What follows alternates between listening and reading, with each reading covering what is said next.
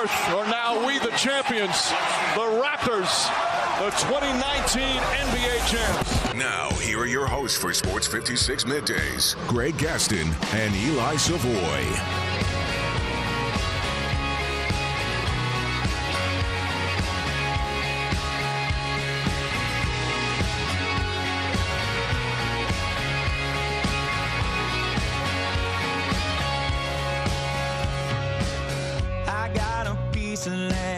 Out in the countryside, lay back and smell the sun, warm up the Georgia pie. Feels so good to be taking it easy. Why would I ever leave? 'Cause I know I got it's just your typical ho-hum Monday. Not at all. What a show we have planned for you today, and a lot going on here in the world of sports, especially locally, and we will get to it today on Sports 56 Middays. We welcome you in. Hope you had a fantastic weekend. Greg Gaston, Eli Savoie, Austin Eldridge. We are in the Family Leisure Studios where family and fun come together. Family Leisure, 2120 Whitten Road, that's just north of I-40. Sports 56 Middays is delivered each and every day by our title and presenting sponsor, the great folks at FedEx. Visit FedEx.com/e-commerce. See how FedEx helps small businesses grow every single day. And I can tell you what, they can certainly help with your logistics. It is the Monday, October 28th, 2019 edition of the program. And, of course, today is the day that everybody is waiting for with bated breath, the announcement of game day. And we will give you an update on that here over the next few minutes. Of course, they were hoping to hear that over the weekend. It has not happened to this point.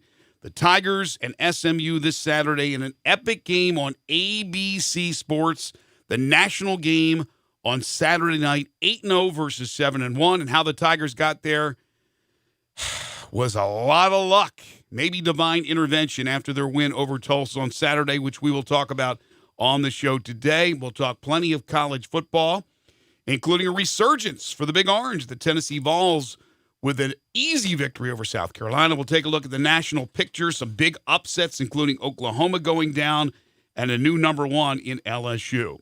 We'll talk basketball as the Tigers return to the court tonight for their second and final exhibition game. They'll take on Lemoyne-Owen at FedEx Forum. We'll talk Grizzlies after their dramatic win last night, the first win in the Taylor Jenkins tenure. What a way to win a game. Excitement galore, an overtime victory, and a three-pointer at the buzzer to end it. We'll talk World Series since we last talked to you.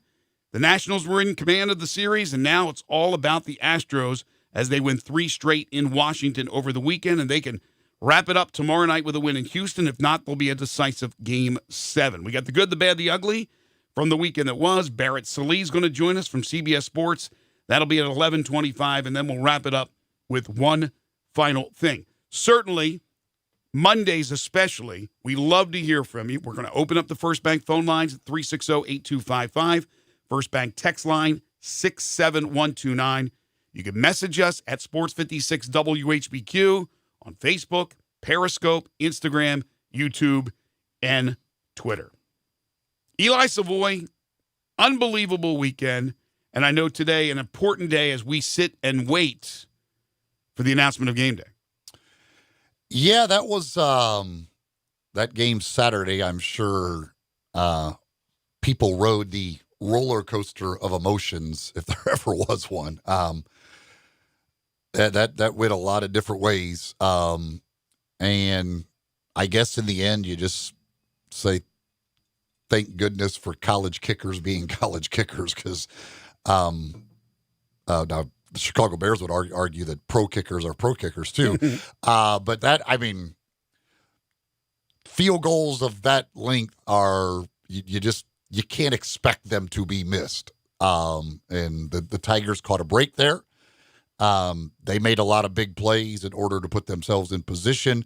But in the end, you came down to the mercy of a kicker on the other team. And luckily for the Tigers, that kicker was not able to come through. But that was such a weird back and forth. You thought at first the Tigers were just going to come out there. It looked like the Tigers were going to kill them. Like, oh my, this is not going to be a problem. And then all of a sudden, Tulsa just starts running the ball uncontrollably, and the Tigers can't stop that. And then lo and behold, you're at the end of that game, like, what has just happened? How are the Tigers in position to lose this game? But that's where they were until that fateful kick. Last week, it was all about, well, if the Tigers take care of business and SMU takes care of business, there's a good chance that the Tigers and SMU in that game will be not only on national TV, which we already knew it was going to be either the afternoon game on ESPN or the evening game on ABC. And then the announcement came on Saturday that it will be the national ABC game with Chris Fowler. He will be here. Kirk Herbstreit. These guys will be here. Now, will Kirk Herbstreit and the gang be here for game day? That's the big question. But the Tigers had to do their job. SMU on Thursday night did. They held off Houston to improve to 8-0. And I will tell you, ABC was probably sweating a little bit because they made that announcement prior to the game. During that, before the Tigers' whole situation. So I'm sure they were thinking, oh, please don't lose to Tulsa the week before we put you on our primetime ABC game. Exactly. All I could think of last week was, boy, I hope we're not jinxing Memphis, because all the talk was about game day. But you always had to throw that caveat. If the Tigers take care of business. And in a game in which Kenneth Gainwell once again ran for over 100 yards and 3 touchdowns, had a big fumble in the fourth quarter. In a game in which, inexplicably, the Tigers could not stop the Tulsa run. The rushing game, it was like they were, think of the greatest rushing attack ever and then throw it in there. It looked like the Tulsa game here at the Liberty Bowl a few years ago when Tulsa ran all over the Tigers. But that Tulsa team had a track record of running the football really well. So that wasn't necessarily a surprise. This Tulsa team has not run the football well, and the Tigers could not stop them from running it. 584 yards of total offense for Tulsa. So now we'll turn our attentions to SMU as we get closer to game day. We'll have, of course, the Tiger Football Report on Thursday, and we'll break down all the numbers. But I can tell you this. You don't play better defense against SMU, you won't win that football game. You won't have an opportunity down the stretch to score a touchdown to take the lead and then watch a guy miss a field goal. Because SMU, their offense is potent. And if Tulsa could do that to you, there are things that need to be fixed this week. So they will be working diligently on that defense, which has been, for the most part, pretty good this year. But for some reason, they were not. I don't know if it was because they got the big lead and they became complacent. They were already counting their chickens before they hatched. Whatever the case is, look, I know Tigers fans aren't going to feel bad for that kid. I do, having had a son who kicked. I know the stress that comes watching your kid kick the football. But in this case, it's not only the parents of the kid and the family and the friends. It's the entire Tulsa football nation. And man, oh man, it's not good. When you're a kicker, you're out there on an island, and that kid missed a 29-yarder. So again, divine intervention or just a badly kicked football. The Tigers survive. So now everybody, is, though, to me, you can be happy that the kick was missed and that because that allowed the Tigers to win the game. But I think you can also, while doing that, feel bad for the kid. I think so. I think you can do both. I don't think you have to be that you has to be one or the other. I think you could feel bad the kid has to. You don't have to stomp all over the kid after he missed. But you can be happy that the kick was missed because that means your team won the game. Exactly. And you saw the jubilance of Mike Norvell jumping up and down after he missed the kick. It's not, ha, you missed the kick. It's, we won the football game. We didn't play our best by any stretch of the imagination, but we did what we needed to do. We went on the road and we won a football game. And we said last week, don't look at Tulsa's 2-5 record. They have played teams tough. They played SMU to a triple overtime loss. They played well at Cincinnati 2 Saturdays ago. So it wasn't a bad team they were playing, yet they could have made it a lot easier on themselves. They got a break in the end. A kid missed a field goal, but he missed. And now it sets up for one of the biggest games in Memphis football history. It goes without saying that Tiger fans really need to show up. Again, who am I to tell you what to do with your money? But this is one when they really need you as a fan base to be there. That's the game. Game day is still up in the air. Not so much, in my opinion, of where it's going. They are ironing out logistics. I think right now we're looking Monday morning here. We're Monday morning. And unless it's a complete meltdown, which would be an absolute sin, I don't see them turning around and going, oh, yeah, we're going to go to the cocktail party. No, SEC Network's already involved in that. I don't see them going anywhere other than Memphis. And this was a pipe dream for years and years when people would say, if Memphis has is great, maybe they can have, and we'd always shoot it down. No way. No way you're going to have game day. And not that game day's the end-all, be-all, but you talk about the PR you get from that, the national exposure and the national attention. Well, it's coming here, I believe. But they got to get their act together here.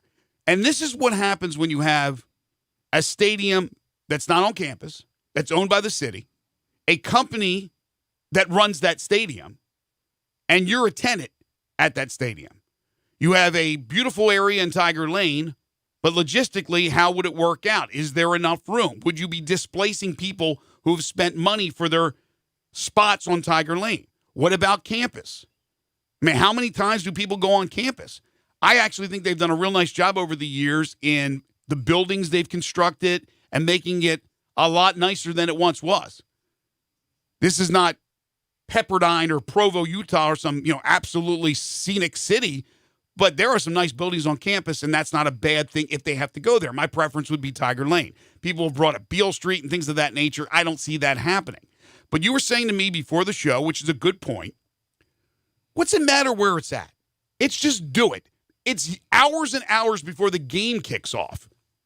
Yeah, I don't understand, this whole, some people, no, it's got to be out at Tiger Lane. This is about the football.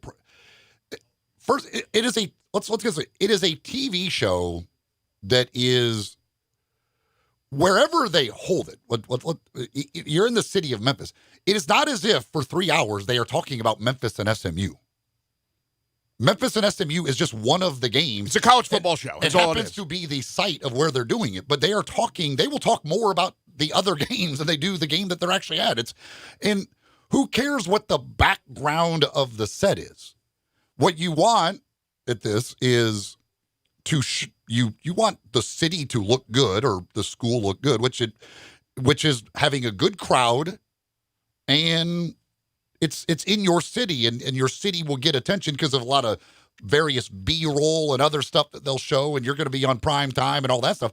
But to me, whether it's on campus or it's on Beale Street or at Tiger Lane, who cares what the background is? How much are you actually looking at the background behind the people?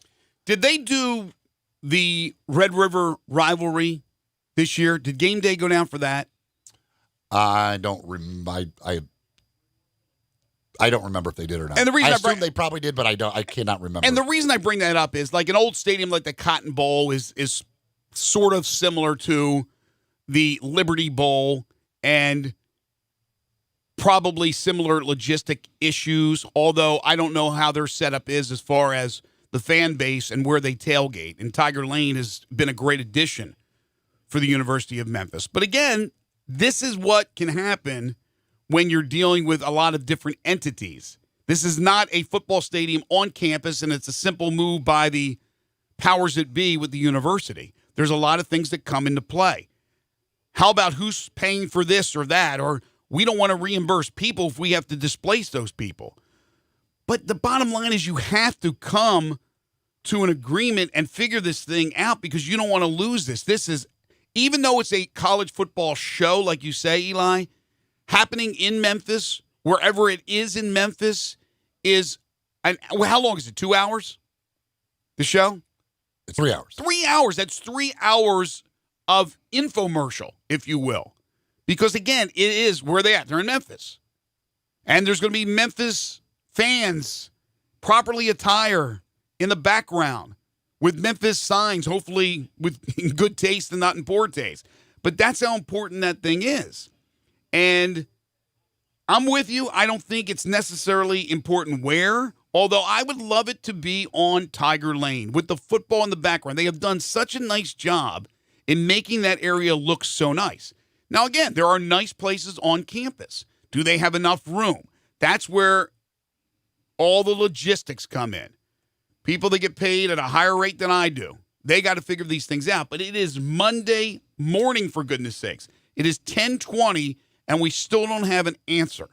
And I can't tell you the last time we didn't know by Sunday night where game day was going the next week. Well, normally they tweet out on Sunday night some sort of either a lot of times it's a video. Reese Davis will do something and they'll say where they're going next or something like that. Right. And they have not done anything. But I mean, they have obviously a lot of trucks with a lot of equipment that have to go somewhere. I don't know if they're just stopped on a road, like they're at a truck stop. If they're at a truck stop in Iowa right now, like just going, hey, folks, hey, guys, yeah, it's us again. Where are we going? What direction should we head from here? Could you give us that hint? Like, should we head west? Do we go south? Just give us a general direction. We're getting bored here. We've already all, taken our nap, taken our shower, got a bite to eat here. I mean, that I-80 truck stop in Iowa, the world's largest truck stop, great truck stop, fantastic stuff. You can only spend so much time there. Eventually, you like, okay, I gotta get out of here. So, I don't know. It's those trucks have to be heading somewhere. So I'm assuming they're heading towards Memphis and that they will arrive in Memphis and they will end up being here in Memphis. And they just have to know, I guess, where to park in Memphis, what part of town to head to in Memphis. I'm hoping they're at the big truck stop in West Memphis. They're already there. They're sitting around in West Memphis. But no, there's a lot of people that need to know what to do. And I don't know if Memphis is, with the electrical workers, is unionized or not, whatever, but you have to have people to set up the stuff, right? You have to have workers that are hired to do this. You have to have companies that are hired to do this. You just don't go poof and it's there. These things have to be constructed. Congratulations to Kenneth Gainwell. He's been named to the American Conference Weekly Honor Roll again after another tremendous performance. He rushed for 149 yards on the ground, a career-high 3 touchdowns in the Tigers' victory. Saturday's game marked the 6th consecutive game this season that Gainwell has recorded at least 100 rushing yards. His streak of 6 games is the 3rd longest in program history, behind streaks of 13 games and 10 games by former NFL first-round pick DeAngelo Williams. Tigers, by the way, move back into the AP poll. They are 24th this week, and they move up to 23rd in the coaches poll. Meanwhile, SMU is sitting at number 15. So you will have if you look at the AP poll, you will have a 15 versus a 24 on Saturday. By the way, the game day did not do the Oklahoma-Texas game this year. That was the week they were at Florida and LSU. So okay, but they have done it before. Oh, yes, they've done it many times before. And it's a very similar setup. It's a it is a again, I don't. It's weird to me how caught up on location some people are. As if it's not at Tiger Lane, that is like somehow offensive to the football program. Like that's you're not showing off this football. Again, the game is, if it was an 11 a.m. game, like then maybe it matters because the fans want to be able to be out there. Then you're going to go into the game. The game is going to be 8 hours after the show wraps up. So wherever you are for game day, you can easily make it out to the game. To me, the location of game day is not a thing. All you're trying to do is, yes, you want to put the city in the best light as possible, and you want to make sure you have a big crowd, but you should have a big crowd wherever it is. People can get around. Like they have the ability to get around town and get to wherever it is. So I just don't get how it's such a big deal of where it is being held. I don't think parking's the greatest on campus. But again, you're not talking about 30,000 people at game day. And you're talking about Saturday morning, so it's not a time where campus is full of cars. So all those parking lots are available. Mm-hmm. You're not doing it on Thursday afternoon, like where people are everybody's in class and everything else. You're doing it at a time where there's not other people around. Well, the other thing, too, is a lot of times you're talking about a game day that's on campus because the stadium's on campus, and the kids, the students, just roll out of bed and go to game day. It's a little bit different here.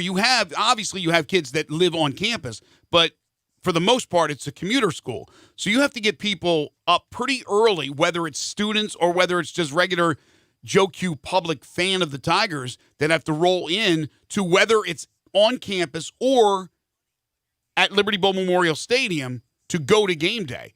This is not a simple roll out of bed and it's right there. So you have to make that effort. And hopefully, if it does happen, that effort will be made. And we look really good on television. We look in the most positive light we could possibly look. And again, not only for game day, which is important, but what's more important is for that game starting at 6:30 on Saturday night to get 50,000 people in there. Because what will look awful, and again, I'm not telling you what to do with your night, with your entertainment dollars, but boy, oh boy, if we can't, and one of the most important games in the history of this program, can't get 45, 50,000 people in a huge city like this, when the weather, I think, is supposed to be pretty nice. Sunshine, it'll be colder, but you put a jacket on. That would be very, very disappointing. When we come back from the break, we've got some text messages to get to here on the Tigers and game day and all that. I will say this. Somebody texted in that Chris Fowler posted on Twitter they're coming to Memphis. We'll say this again. Chris Fowler is not game day anymore. He used to be. He is no longer game day. He is the broadcaster for the Saturday night game, which we know that the Tigers are that. So he is broadcasting the game. He has nothing to do with game day. He's coming to Memphis either way. Herb Street does both. Fowler does not do both. Fowler gave up game day when he started doing the play-by-play for that Saturday night game. So he is doing the game. That was announced before the Tulsa game or during the Tulsa game Saturday night that they were officially the 6:30 primetime game on Saturday night. That is what Chris Fowler is coming here for. If game day could be anywhere, Chris Fowler is going to be in Memphis. Yeah, everything that Chris has posted up to this point is dealing with the nationally televised ABC game, which he is the play-by-play announcer, and that happens to be Memphis and SMU.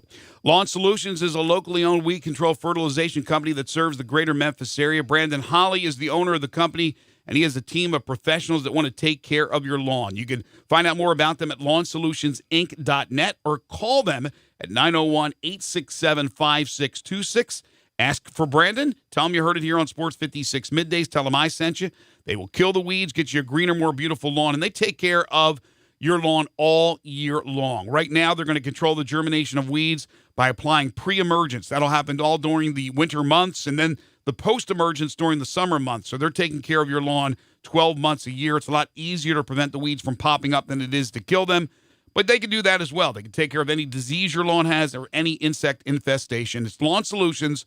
Call my friend Brandon Holly at 901-867-5626 or go online to lawnsolutionsinc.net. This is Middays on Real Sports Talk, Sports 56, 96.1 and 87.7. Search Sports 56 on Facebook and give us a like. And follow us on Twitter at Sports 56 WHBQ. Hi, this is Troy Fiveash, owner of Fiveash Roofing. It is that time of year where the weather is unpredictable, and given the recent storms, it's a good time to discuss insurance claims. So here's a few things you should know. Always hire a local contractor, because if you have a problem with your roof down the road, you want to be able to find him. Never allow anyone to pressure you into signing a contingency contract. They're used as sales tools, making you feel committed, and the truth is, those contracts are not worth the paper they're written on. Be careful of door-knocking salesmen. Some are reputable, but many are not. They canvass the neighborhood and tell everyone to file a claim, working their percentages and not caring if you file a claim even when they know the likelihood of it being approved is low. Some will even damage your roof hoping to convince the adjuster it's storm damage. That's fraud, and contractors have gone to jail for that. So do your research and know who you're hiring. Fiveash Roofing, the official roof of the University of Memphis Athletic Department. Fair, honest, and ethical. 367-0050 or memphisroofer.com. Fiveash Roofing, it's what we do. We're here for you.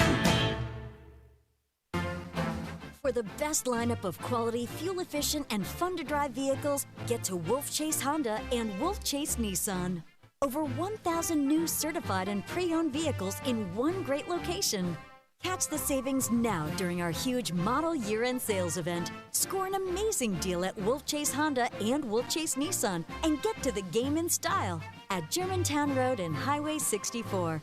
Family owned since 1981.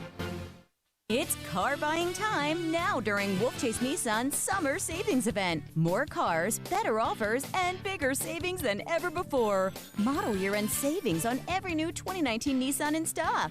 Financing as low as 0% up to 60 months on select models for qualified buyers with approved credit through NMAC. Hurry in for exciting summer savings. And remember, if your car says Wolf Chase Nissan, you've got the best deal. WolfChaseNissan.com. Pop the top on your next party. 34 North Cocktails. Available in Memphis now. Great for football grove parties, around the hunting campfire, and when you get home, entertain friends. Pop a premium can of Barrel Thief. Tastes just like an old-fashioned Barrel Thief made with aged bourbon, bitters, a hint of orange, a touch of vanilla, 15% ABV. Then, for you vodka lovers, try Sneaky Pucker, a refreshing lemonade premium vodka cocktail, 12.5% ABV. Made with super premium vodka, lavender, simple syrup, and lemonade. Delicious and smooth. Let the party begin with 34 North Cocktails. You're in charge of hiring, and Indeed has solutions, like online skills tests, which let a candidate show that they're the right hire. We'll also have a dolphin chatter excitedly in front of the perfect candidate. Okay, there's no dolphin. But skills tests, that's a for sure. See why independent research by Silk Road shows Indeed delivers 3 times more hires than any other job site. Visit Indeed.com/promo today and get a free sponsored job upgrade on your first posting. Terms, conditions, and exclusions apply. At First Bank Mortgage, their core purpose is to help you get to a better place. That better place may be a lower monthly payment, that vacation you thought was impossible, or getting into a home with a fenced backyard where your kids can play. To get into your better place, First Bank Mortgage makes decisions right here at home. Dedicated to helping you get to your better place, First Bank Mortgage. Call Daniel Mooney at 901-462-0145 today. NMLS 741022. Equal housing lender. Do not hire Franklin & Sons Electrical. The guy told me he'd shrink my monthly bill, and I'm like, dude, it's too small to read as it is. No matter how hard you work for your small business, online reviewers will find something to complain about. Then he's like, where's the circuit breaker? I'm like, bro, I didn't break anything. And while Progressive can't save you from these trolls, we can help you save money on commercial, auto, and business insurance. He told me I had a blown fuse. It's called a short fuse, and yes, I do have one, so watch yourself. Get a quote online today at progressivecommercial.com. Progressive Casualty Insurance Company, affiliated and third-party insurers. Got something you want to get off your chest? You better have a backup plan. Want to join the conversation? Someone needs to tell him he has to grow up. Join us on the First Bank phone lines at 360-8255 or the First Bank text line at 67129. Now, back to Sports 56 Middays presented by FedEx. Here once again are Greg Gaston and Eli Savoie. Let's do it. Welcome back, everybody. 10:31 is the time.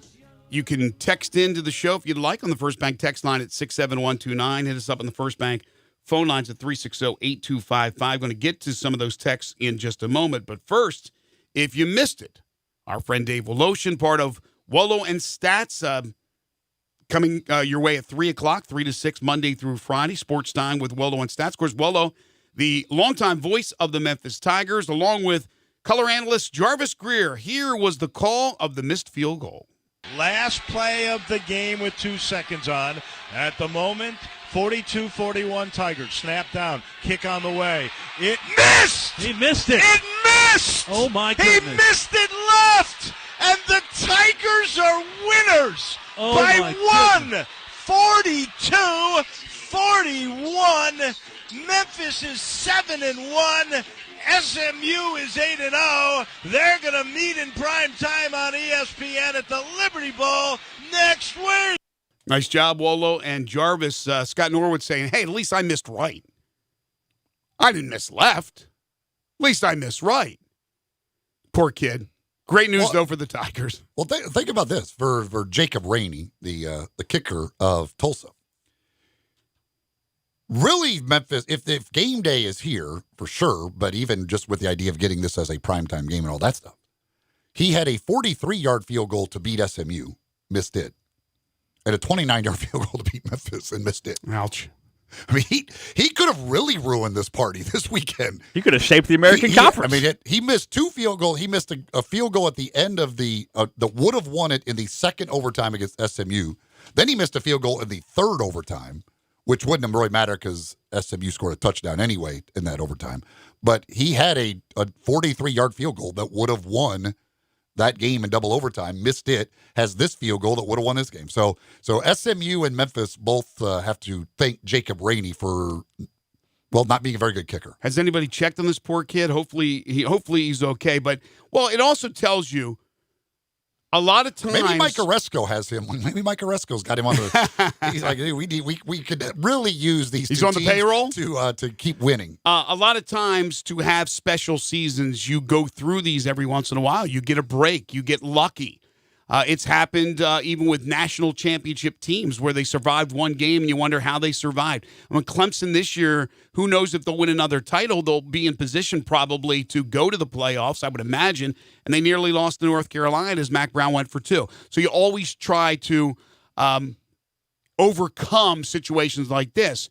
I'm not talking national championship for Memphis, but to be in the position they are, to still be able to make a run, win the division, win the championship of the conference, play in the Cotton Bowl. It's still all there for them, but each week presents its own problem, and this week it's an 8-0 SMU Mustangs team.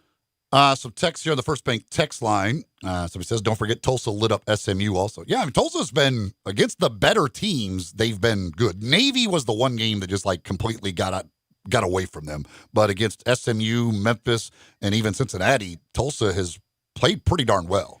Like I said, and again, they had a chance. They had a field goal to beat SMU and to beat Memphis. Just like if he makes both those field goals, Tulsa's like your leader in the Western Division. Well, like I said, that 2-5 record, that was absolutely misleading. And by the way, Navy, huge lead on Tulane, had to hold on, but got the win. And that Memphis win over Navy continues to look better and better each week. Navy only has the one loss to Memphis. And, also in the conference, don't count them out yet. UCF tattooed Temple on the road. I mean, absolutely buried them. Somebody says, hope y'all enjoy it. SMU's going to smoke Memphis. Well, haters going to hate. Somebody says, game day Saturday on Beale Street. Bank it. No chance. There's not enough room, and I don't see how they're going to. That's where actually I would put it, but that is just, I don't, logistics, it's not important to me. Logistics could be a real nightmare there on Beale Street. Plus, I don't know if they, I don't know. I don't know if they want to do that right in the middle of a business district and I'm not sure what's their mindset as far as that's concerned. I don't think you're going to see that. In fact, I'm almost 100% sure you won't. Somebody says this is not about the University of Memphis. It's about college football. Yes, again, the TV show is a college football TV show. A very small portion of it will be about the Memphis SMU game. It is about all of the college football. They just happen to do it on site at one of the games each and every week. And wherever that game day is, you will still get, I'm sure, Mike Norvell, whether it's on campus, whether it's on Tiger Lane, Mike Norvell will make an appearance. You're still going to have the guest picker, and probably ends up being Penny Hardaway. You're still going to have, and if Dr. Rudd's on or anybody else from the school, it's as easy to go over to the campus as it is to Tiger Lane. It's just what makes sense visually and logistically. Because they went to a non-Power 5 last week, so they do 2 in a row. That's probably what they're struggling with. They're not. I'm telling you, they're not struggling with anything. They're struggling with the logistics of where to put it here in this city. And the thing they did, the going to South Dakota, that is a thing they do now, like every year for one FCS game. Seems to always be in the Dakotas, but they go to an FCS game every year now, basically, just to kind of throw them a bone. Plenty of room in the Dakotas. You got plenty of rooms. No problems as far as having enough room. Somebody says pub crawl from Beale to the stadium. There'll be some people crawling, no question. This becomes it's a day of learning how to pace yourself for a lot of folks. I mean, if you're going to be out there for game day at 8 a.m. and the game's at 6:30 at night, ending at about 10:30, it's a long day. Just make sure you figure out. Probably you might want to plan on a nap somewhere in between the 11 a.m. of end of game day and that 6:30 kickoff. That's just my advice to you. Just make sure it can get out. It can get away from you in a hurry if you start too early and want to go too late. How many official barbecue sponsors does the university have? Is it just one? I mean, Central Barbecue is a big sponsor, but I know in the press box they have Rendezvous Ribs. Because I'm wondering how that's – because these guys, if it's here, are going to be presented with all kinds of barbecue. And I just wonder how that'll break down. Somebody else texts in and says, have you lost your mind, Eli? It is to showcase the Memphis football program, not the freaking city. It has to be a Tiger Lane with the freaking Liberty Bowl in the background. Unbelievable. Again, why I just want to ask this. Why does an empty stadium behind these guys showcase the football program versus literally anything else in the world in the background? How does that showcase the football program because the stadium that they play in happens to be sitting empty behind them while they do the show? I've seen the show where you see the stadium right next to the stage. I've seen it where the stadium's in the distance, and I've also seen it where you don't see the stadium at all. You see buildings on the campus. I don't even know. Like I couldn't guess. Like this past week, I watched pretty much all. I have no idea what was in the background. I mean, why does an empty stadium? What showcases the football program is they'll likely have Mike Norvell on the show. That's what showcases the football program. Mike Norvell will be on there talking about Memphis football. They will, because they're in Memphis. Again, the whole show's not dedicated to Memphis SMU. I'm sure they'll do a big story about SMU because of the turnaround from the death penalty, and Tom Rinaldi will probably have some big story about the comeback and all that, and they'll have Eric Dickerson and Craig James part of the story, and Tom Rinaldi will find a way to get you to cry based on the turnaround of SMU. But there will also be some, I would assume, some sort of Memphis angles. That's what showcases the program. What is in the background of the actual show doesn't really matter other than the fans. I don't know why we're arguing about this. I mean, let's just hope that everybody gets their act together and figures out a place. I can't believe that we won't hear something before we go off the air. If we do go off the air and still no announcement, I don't know what then people are not doing their job. This should not be that hard. And you made a good point too. People have to understand that this story, I believe it's here more because of SMU than Memphis.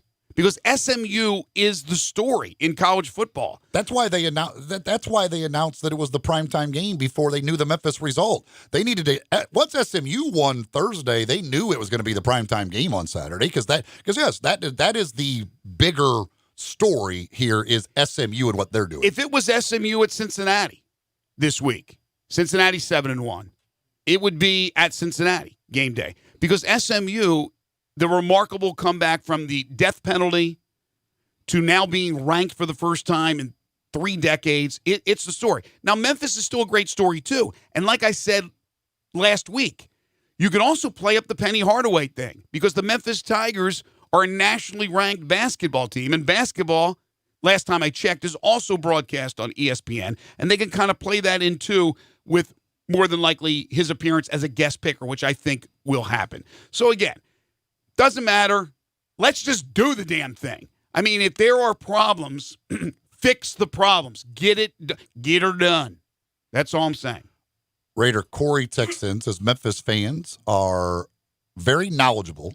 If we secure game day, the city of Memphis will not disappoint. What a great time to be a Memphis sports fan. And Penny and the gang haven't even gotten started yet. Somebody else says, I think based on the other shows, they should set up in the middle of campus. I think getting people downtown in the morning would be an issue. Again, and I don't care where the location is. It literally doesn't matter to me whatsoever. I think to me, in some way, like you don't need 40,000 people for game day. Exactly. I mean, you can create it based on little smaller, more confined space. You can make less people look like a lot more people. But yeah, I don't know that campus well enough to know where the places would be. Like I just thought, if there's places on campus that it will work, by all means, put it on campus. That's great. I don't know. I've spent so little time on that campus. I couldn't tell you anywhere that there might be a place or may not be a place that they could actually do game day on campus. If there's a place there, absolutely, by all means, showcase the campus a little bit. All right, we got to take a break. More of your texts, your phone calls are welcome when we come back as we continue to talk about Tigers football. How rare is this? On a night when the Tigers are playing basketball, albeit an exhibition game, we haven't even mentioned it. Because Tigers football, very, very much relevant as we head into the month of November. By the way, in the latest AP poll, which came out yesterday, I mentioned SMU's 15, Tigers back in the poll at 24, Cincinnati is 17. And then if you stretch the poll beyond the top 25, Navy would be 27 and UCF 28. Pretty good. Pretty good in Mike Oresco's fight for the P6. We'll take a break. This is Middays on Real Sports Talk, Sports 56, 96.1 and 87.7. The Peter Edmiston Experience with CJ Hurt. Weekday mornings from 7 to 10. Only on Sports 56, 96.1 and 87.7. You have to be up in 5 hours, 2 hours, 6 minutes. And when you hear, you realize that you haven't slept a wink. That's why there's ZzzQuil Pure Z's, a drug-free blend of botanicals with an optimal dose of melatonin, so you can fall asleep naturally with no next-day grogginess. It's available in both liquid and gummies, tastes great, and is non-habit forming. Pick up ZzzQuil Pure Z's from the sleep experts at Vicks ZzzQuil. ZzzQuil Pure Z's, naturally superior sleep. Available at retailers near you. If you need glass replaced, there's only one name you need to know: Binswanger Glass, the largest full-service glass company in the U.S. They've been an industry leader for over 125 years. For all your residential, commercial, or auto glass needs, Binswanger Glass is the name you need to know. 24-hour emergency service for all commercial customers, plus a nationwide warranty on all professionally installed glass. Visit Binswanger Glass in Midtown, located at 340 South Hollywood, across from the Liberty Bowl. Visit their website, binswangerglass.com. Binswanger Glass. How you doing, people? And if you're in the market for a new Chevy car, truck, or SUV, new or pre-owned, see my guys at All-Star Chevrolet in Olive Branch. They will treat you like a star. It's simple as ABC. A is the All-Star Challenge to beat any written offer from any Mid-South dealer, or they buy you a tank of gas. B, better buying experience. They value your time and make it quick. C, customer care. They want you to be an All-Star family member for this car or truck and all the other ones you'll ever need. And before you head to All-Star and Olive Branch, check out the inventory at allstarautogroup.com. Silverados, Equinox, Traverse, Impala, Camaro. They have all you ever need with the best Chevy lineup ever. So don't go to Collierville, The Pike, or South Haven. Find new roads to Olive Branch and All-Star Chevrolet. Minutes from anywhere in Memphis, or go to allstarautogroup.com. Just mention you heard about them on this station and you'll get a Malco movie gift card when you test drive any All-Star Chevy you want. Do not hire Franklin and Sons Electrical. The guy told me he'd shrink my monthly bill, and I'm like, dude, it's too small to read as it is. No matter how hard you work for your small business, online reviewers will find something to complain about. Then he's like, where's the circuit breaker? I'm like, bro, I didn't break anything. And while Progressive can't save you from these trolls, we can help you save money on commercial auto and business insurance. He told me I had a blown fuse. It's called a short fuse, and yes, I do have one, so watch yourself. Get a quote online today at progressivecommercial.com. Progressive Casualty Insurance Company, affiliated and third-party insurers. Hi, folks. Rob Walker, Infiniti of Memphis, and we've got a new Infiniti crossover vehicle that has raised the standard of comparison to a new level. Imagine having both sports car performance and eco-friendly efficiency on demand, working together to empower every driving experience. The result of 20 years of engineering, QX50's award-winning variable compression turbo engine is the world's only engine of its kind. Like two engines in one, it delivers a combination of power and efficiency that is truly in a category all its own, and only Infiniti has it. You'll never sacrifice performance for the sake of efficiency again. And the new QX50 offers more horsepower than its Audi, Lexus, and Mercedes competitors. Add to that QX50's award-winning sumptuous interior, and you have the best combination of performance and comfort in the mid-size crossover segment. Infiniti of Memphis, and online at infinityofmemphis.com. Now, back to Sports 56 Middays presented by FedEx. Here once again are Greg Gaston and Eli Savoie. Let's do it. While the Tigers were dodging a bullet in Tulsa, Tennessee found its way against South Carolina and routed the Gamecocks 41-21 in a game in which Jarrett Garantano did not start, but came in and actually played very, very well. Juwan Jennings had a big game, one of their wide receivers. Tennessee looked pretty good. Yeah, gave up a touchdown on the first play of the game. Thought, it's not a good start. But then just from that point on, were dominant against South Carolina. I give them a lot of credit. I mean, the improvement from week 1 to now, pretty impressive. They've come a long, long way. Jeremy Pruitt gave him a hug too, and nobody's talking about that. He didn't grab his face mask. That's right. Well, this is what I expected all along going into the season from Tennessee, to see improvement, and we didn't see it early. In fact, they seemed to regress. But now with the win over South Carolina at 3-5 is not great, but getting to a bowl is still doable. And if it's 6 wins, you could pretty much bank on Tennessee and the AutoZone Liberty Bowl partnering up. I think it's safe to say that. But to do that, they got to win 3 of 4. It starts this weekend against UAB, which is a good team. Bill Clark's a good coach. I think they still should be able to beat UAB, but UAB's 6-1, I believe. Then at Kentucky, at Missouri, and Vanderbilt. I think they'll get Vanderbilt this time around. Nothing's guaranteed. So in my opinion, Eli, they're going to have to win either at Kentucky or at Missouri. But it's a chance at least. We were talking it's over for them the last couple of weeks. If they were getting Missouri at home, I would guarantee a win. Right. At Missouri is a little bit of a different story. Now, I don't know where Missouri is mentally after this disastrous couple of weeks on the road. And how about if they get the word that their appeal has been denied? Yeah. That could also emotionally drain them. And then Kentucky, I mean, it's pretty simple. You just have to be able to stop a quarterback who's just going to run with the football. Now, teams seem to be having problems doing that. He can't throw it at all because he's a wide receiver, but he's running like crazy, and teams are having issues trying to figure out how to stop him from running. LSU Auburn, one of the marquee games of the weekend, and LSU gets the win 23-20. And give Auburn credit, they hung in there, but I thought Bo Nix would have some issues. He did. Another really good game for the LSU quarterback, Joe Burrow, and LSU gets the win. And because of that, they move into number 1, slight. They had 2 more points overall and less first-place votes than Alabama, but they have taken over in the AP poll. LSU number 1. Of course, these polls won't matter when the playoff rankings come out, but Alabama drops to 2. That's the score of that LSU-Auburn game is not in any way indicative of that. I give Auburn's defense credit. They came up with a couple of big 4th down and short stops. I mean, LSU, the idea that they only won that game by 3 points is like shocking. They completely dominated that game. They moved the ball all over the place, but then inevitably would get themselves they got themselves to the 4th and a foot where they couldn't convert, and they had the 4th and goal from the 1 that they couldn't convert.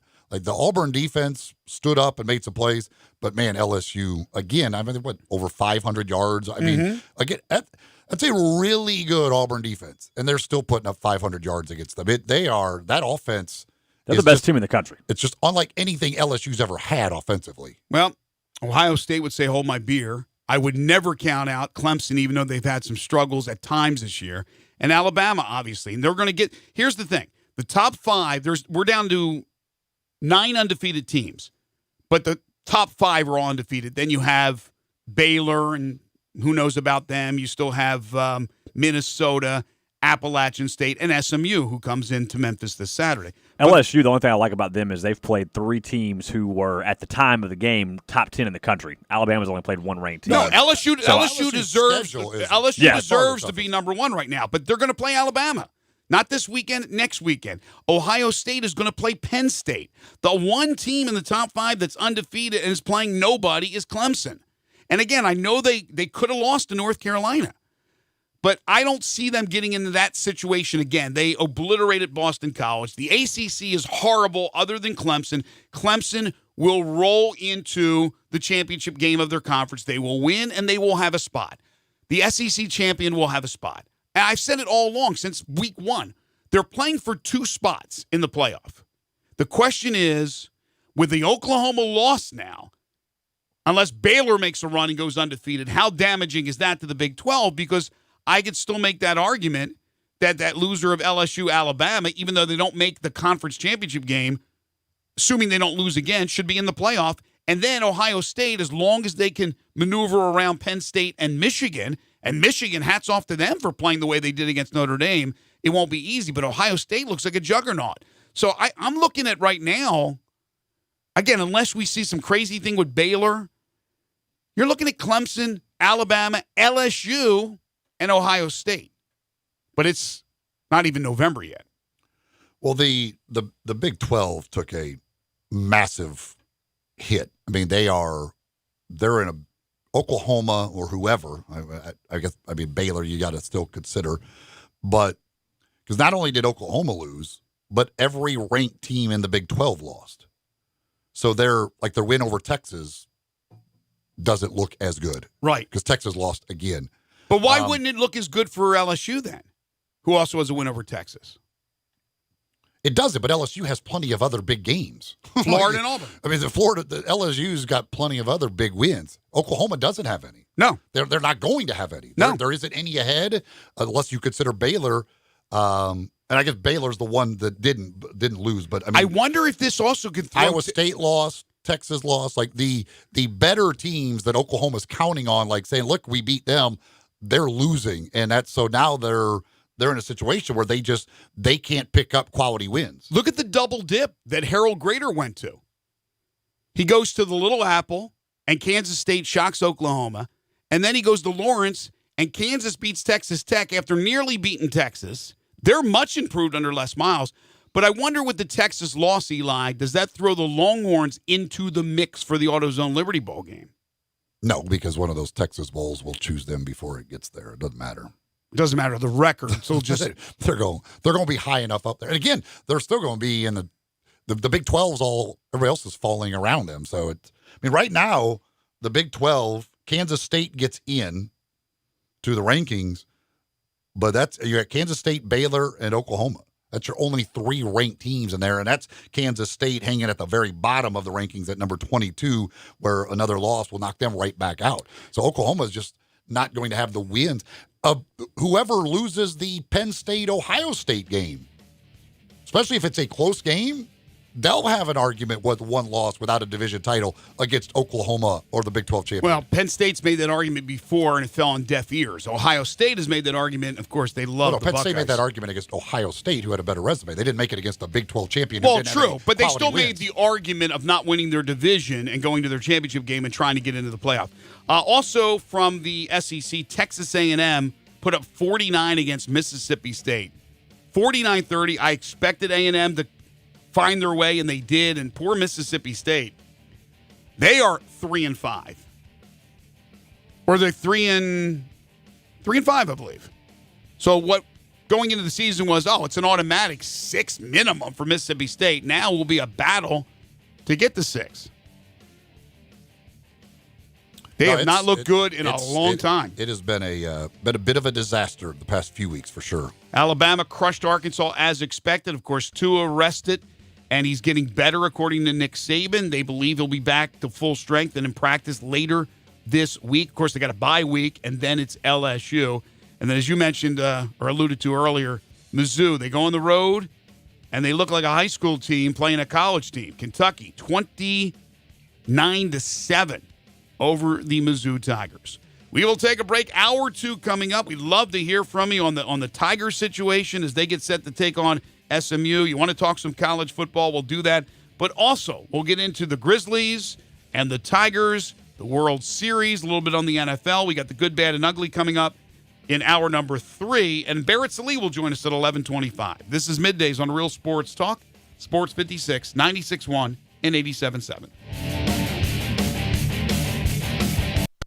For over 8 decades, America's farmers have counted on the Little Red Tractor from Case IH, the Farm All, to help them make short work of their demanding chores.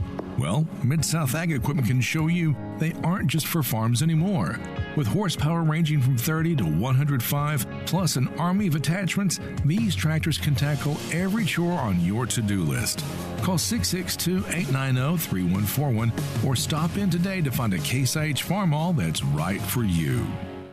Do not hire Franklin and Sons Electrical. The guy told me he'd shrink my monthly bill, and I'm like, dude, it's too small to read as it is. No matter how hard you work for your small business, online reviewers will find something to complain about. Then he's like, where's the circuit breaker? I'm like, bro, I didn't break anything. And while Progressive can't save you from these trolls, we can help you save money on commercial auto and business insurance. He told me I had a blown fuse. It's called a short fuse, and yes, I do have one, so watch yourself. Get a quote online today at progressivecommercial.com. Progressive Casualty Insurance Company, affiliated and third-party insurers.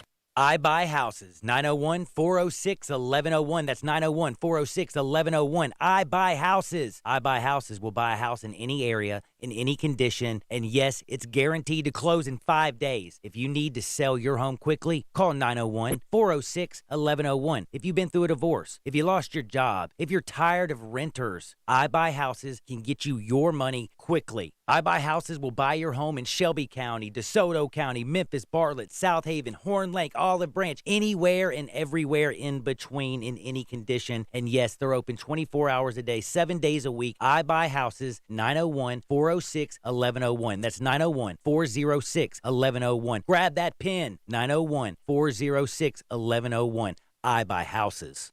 Pop the top on your next party. 34 North Cocktails. Available in Memphis now. Great for football grove parties, around the hunting campfire, and when you get home, entertain friends. Pop a premium can of Barrel Thief. Tastes just like an old-fashioned Barrel Thief made with aged bourbon, bitters, a hint of orange, a touch of vanilla, 15% ABV. Then, for you vodka lovers, try Sneaky Pucker, a refreshing lemonade premium vodka cocktail, 12.5% ABV. Made with super premium vodka, lavender, simple syrup, and lemonade. Delicious and smooth. Let the party begin with 34 North Cocktails.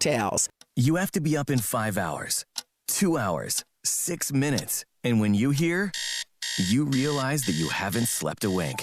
That's why there's ZzzQuil Pure Z's, a drug-free blend of botanicals with an optimal dose of melatonin, so you can fall asleep naturally with no next-day grogginess. It's available in both liquid and gummies, tastes great, and is non-habit forming. Pick up ZzzQuil Pure Z's from the sleep experts at Vicks ZzzQuil. ZzzQuil Pure Z's, naturally superior sleep. Available at retailers near you.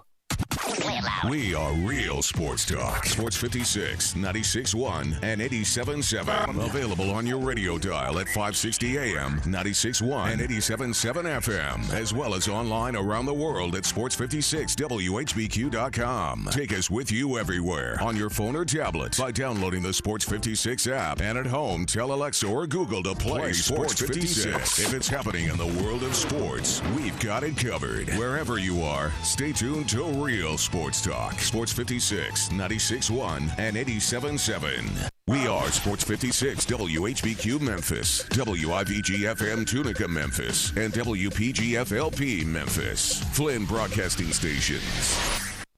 Now, back to Sports 56 Middays presented by FedEx. This hour of Sports 56 Middays is also brought to you by Gold Strike Casino and Resort in Tunica. Here once again are Greg Gaston and Eli Savoie.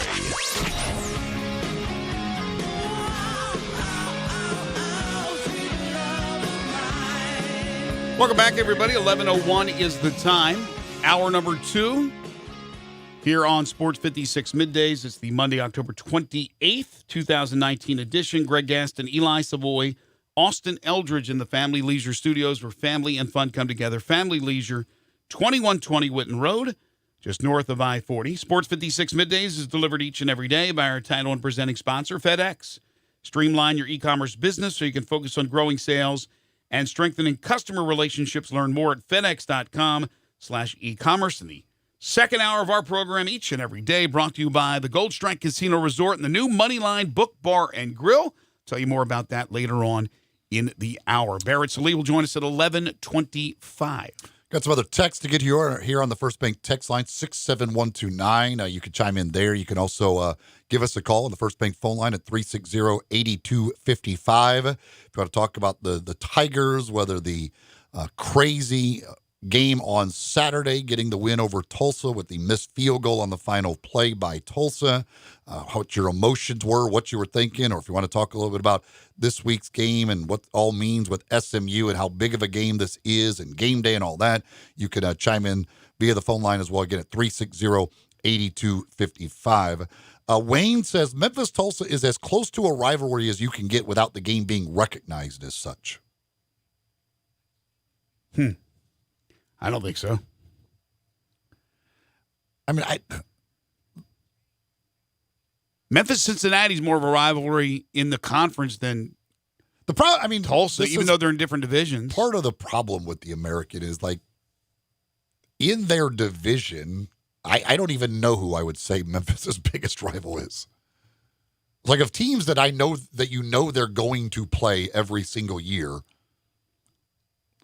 I don't know who I would say the biggest rival is. Right, you don't play UCF every year, but the last few years, the big rival has been UCF because Memphis and UCF have been the two best teams. But Memphis has history with Cincinnati, but they're not in the same division. By the way, people in the know telling me that it's happening with game day. It's just now to find out exactly what the details will be. So again, I don't think for anybody who thought that this is one of those, well, maybe they're thinking about another site here. It's Monday. It's coming to Memphis. We're going to get it. Got a, I guess, LSU fan text. It says, hats off to Auburn. I was at the game. LSU, should have kicked the field goals when we had them. Yeah, I mean, when you get stopped at fourth down, it's easy to say. I mean, the thing is, on both of the fourth and shorts, I would, if I was LSU, I with the way they were running the football for the most part.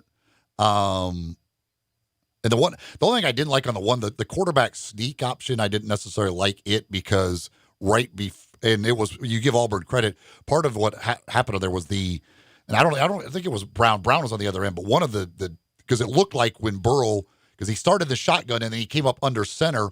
When he moved up under center, they didn't have anybody over the center, so you're thinking, all right, well, this is easy. Just take the snap, follow the center forward. But the defensive tackle slid down then into that gap, and then Burrow on that wet grass took a divot out trying to push his way forward. The one at the goal line, that was just a heck of a defensive play, too. They just stoned him right there. Got another text. Says, Oregon's only loss is to Auburn. If Bama loses to LSU, Oregon should be in over them. Bama hasn't played a tough schedule at all, and Oregon is a good team. Well, Bama has not played a good schedule to this point, but the good thing is we do have a rest of the season. Alabama will play LSU, and then they will play that same Auburn team that beat Oregon. So, and then possibly if they win those, they will have to play Georgia or Florida, another really good team in the SEC championship game. Alabama will earn its way in. If it gets in, they'll earn their way in. Well, the person's point about Oregon, though, is well taken. Oregon is not out of this by any stretch of the imagination. They need some help, and they need to take care of business. But Oregon, with just the one loss, has really rectified the situation. They have played extremely well since that loss. And what Oregon has left is a game at USC this Saturday. And give a lot of credit to what Clay has done. Clay Helton has done a pretty good job. I don't know if he'll keep his job in the end, but he has done a good job with USC, and this will not be a pushover for Oregon. Arizona at home, at Arizona State, Oregon State. So it's not Murderer's Row to finish, and then presumably the Pac-12 championship game. So Oregon could run the table and be sitting there just waiting for something to happen, something to implode. I would say what the Oklahoma loss is what helped Oregon more. Because I think you can definitely make an argument if you're Oregon at one loss against Oklahoma with one loss as deserving it more. Because the Big 12 is not anything at all. I think you certainly can make that argument. You certainly weren't getting in over anybody undefeated in anything else.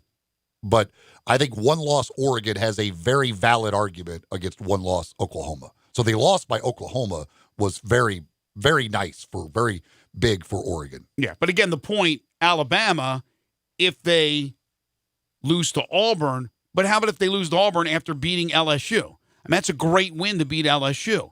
But they would lose to Auburn. Oregon also lost to Auburn. I still think, obviously, Alabama, with that win over LSU, trumps Oregon there.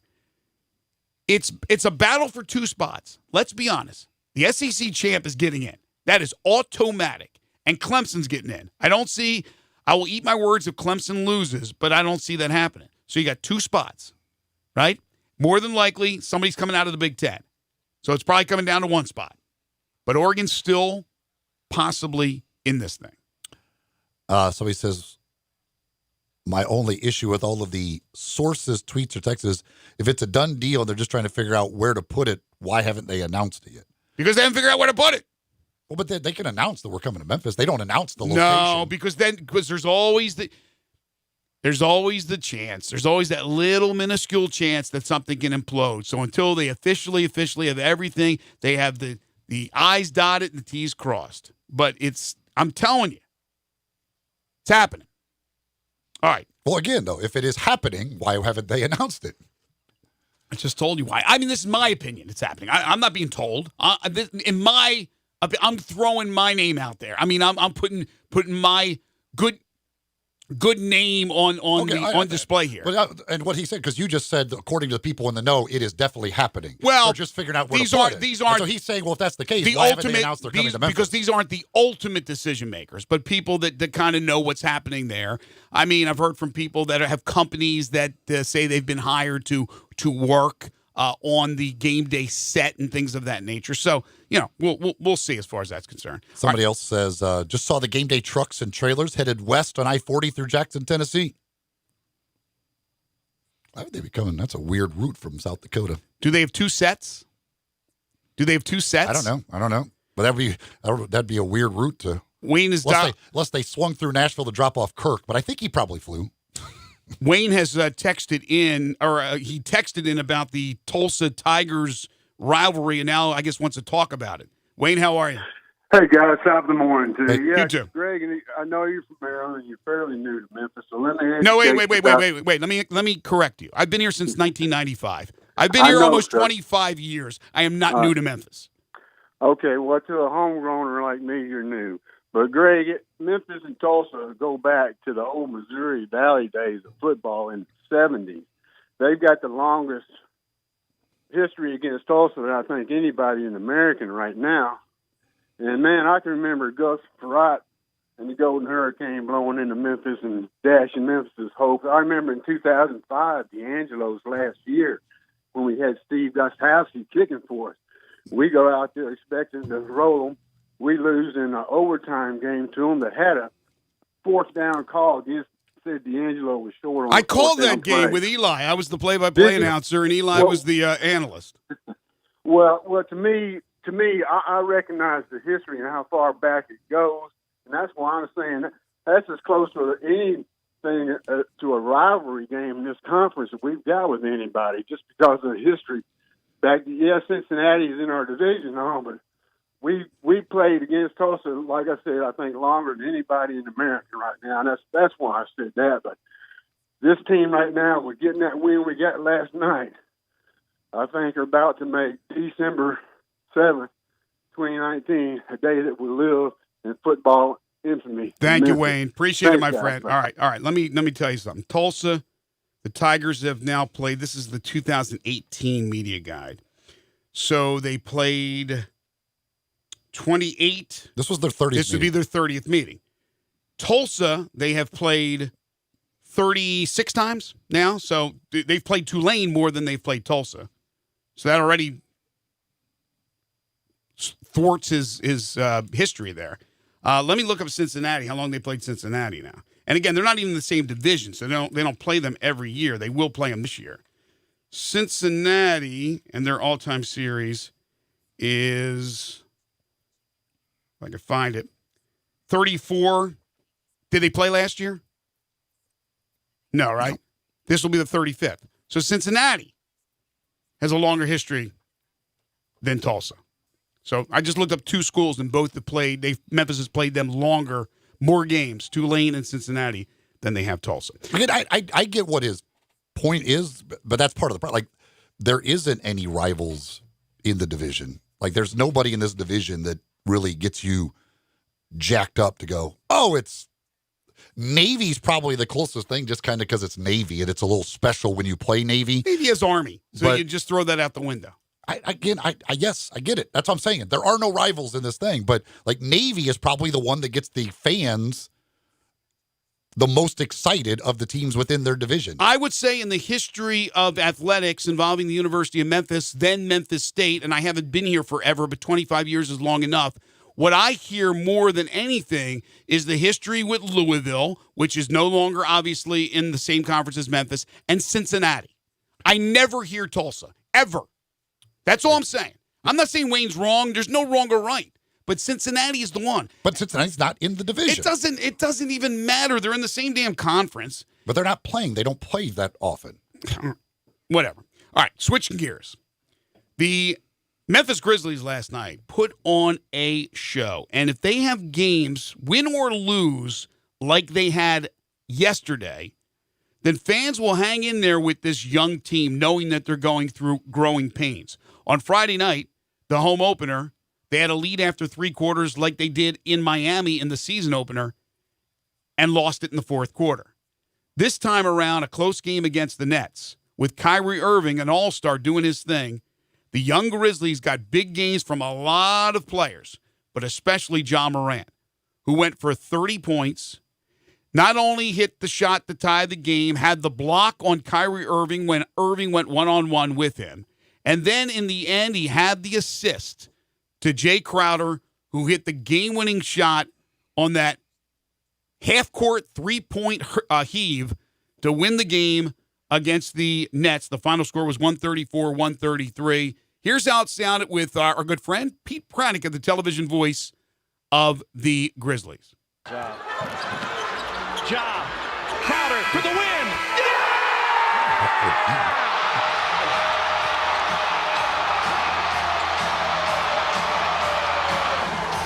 Jay Crowder wins it in overtime.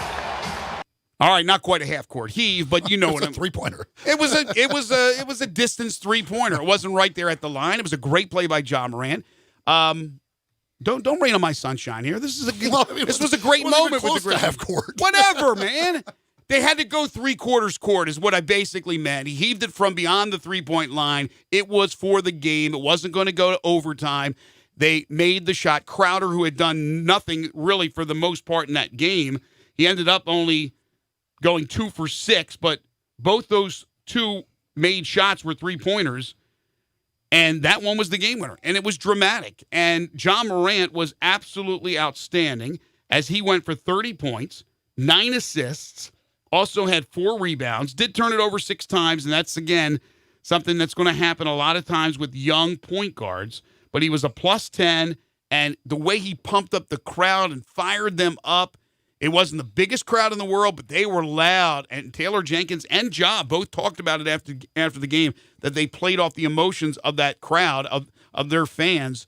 And it was fun. Again, if we have more of those games, Eli, we'll be able to make it through the year, make it through the season without completely shutting down on this Grizzlies team, because we know there's going to be a lot of losses.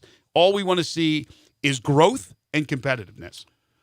Yeah, I mean, obviously it's awesome when you win those, and especially winning it in that fashion when you're hitting buzzer beaters. There's nothing more fun than that for fans. But even when we got to that point, I was like, the outcome of the game at this point, like, this is what you have to hope for as fans you get throughout the year. Because they're going to lose a bunch of games, but if they can lose them kind of in that fashion, that's fine. You could see Ja, not only does Ja have the big game, but Ja has the flair.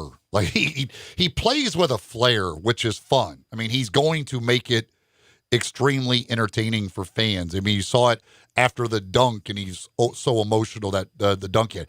When he hits the 3 that he hit there late in the game, and he kind of stands there and poses, and he's pounding the chest. I mean, he gets the block on Kyrie.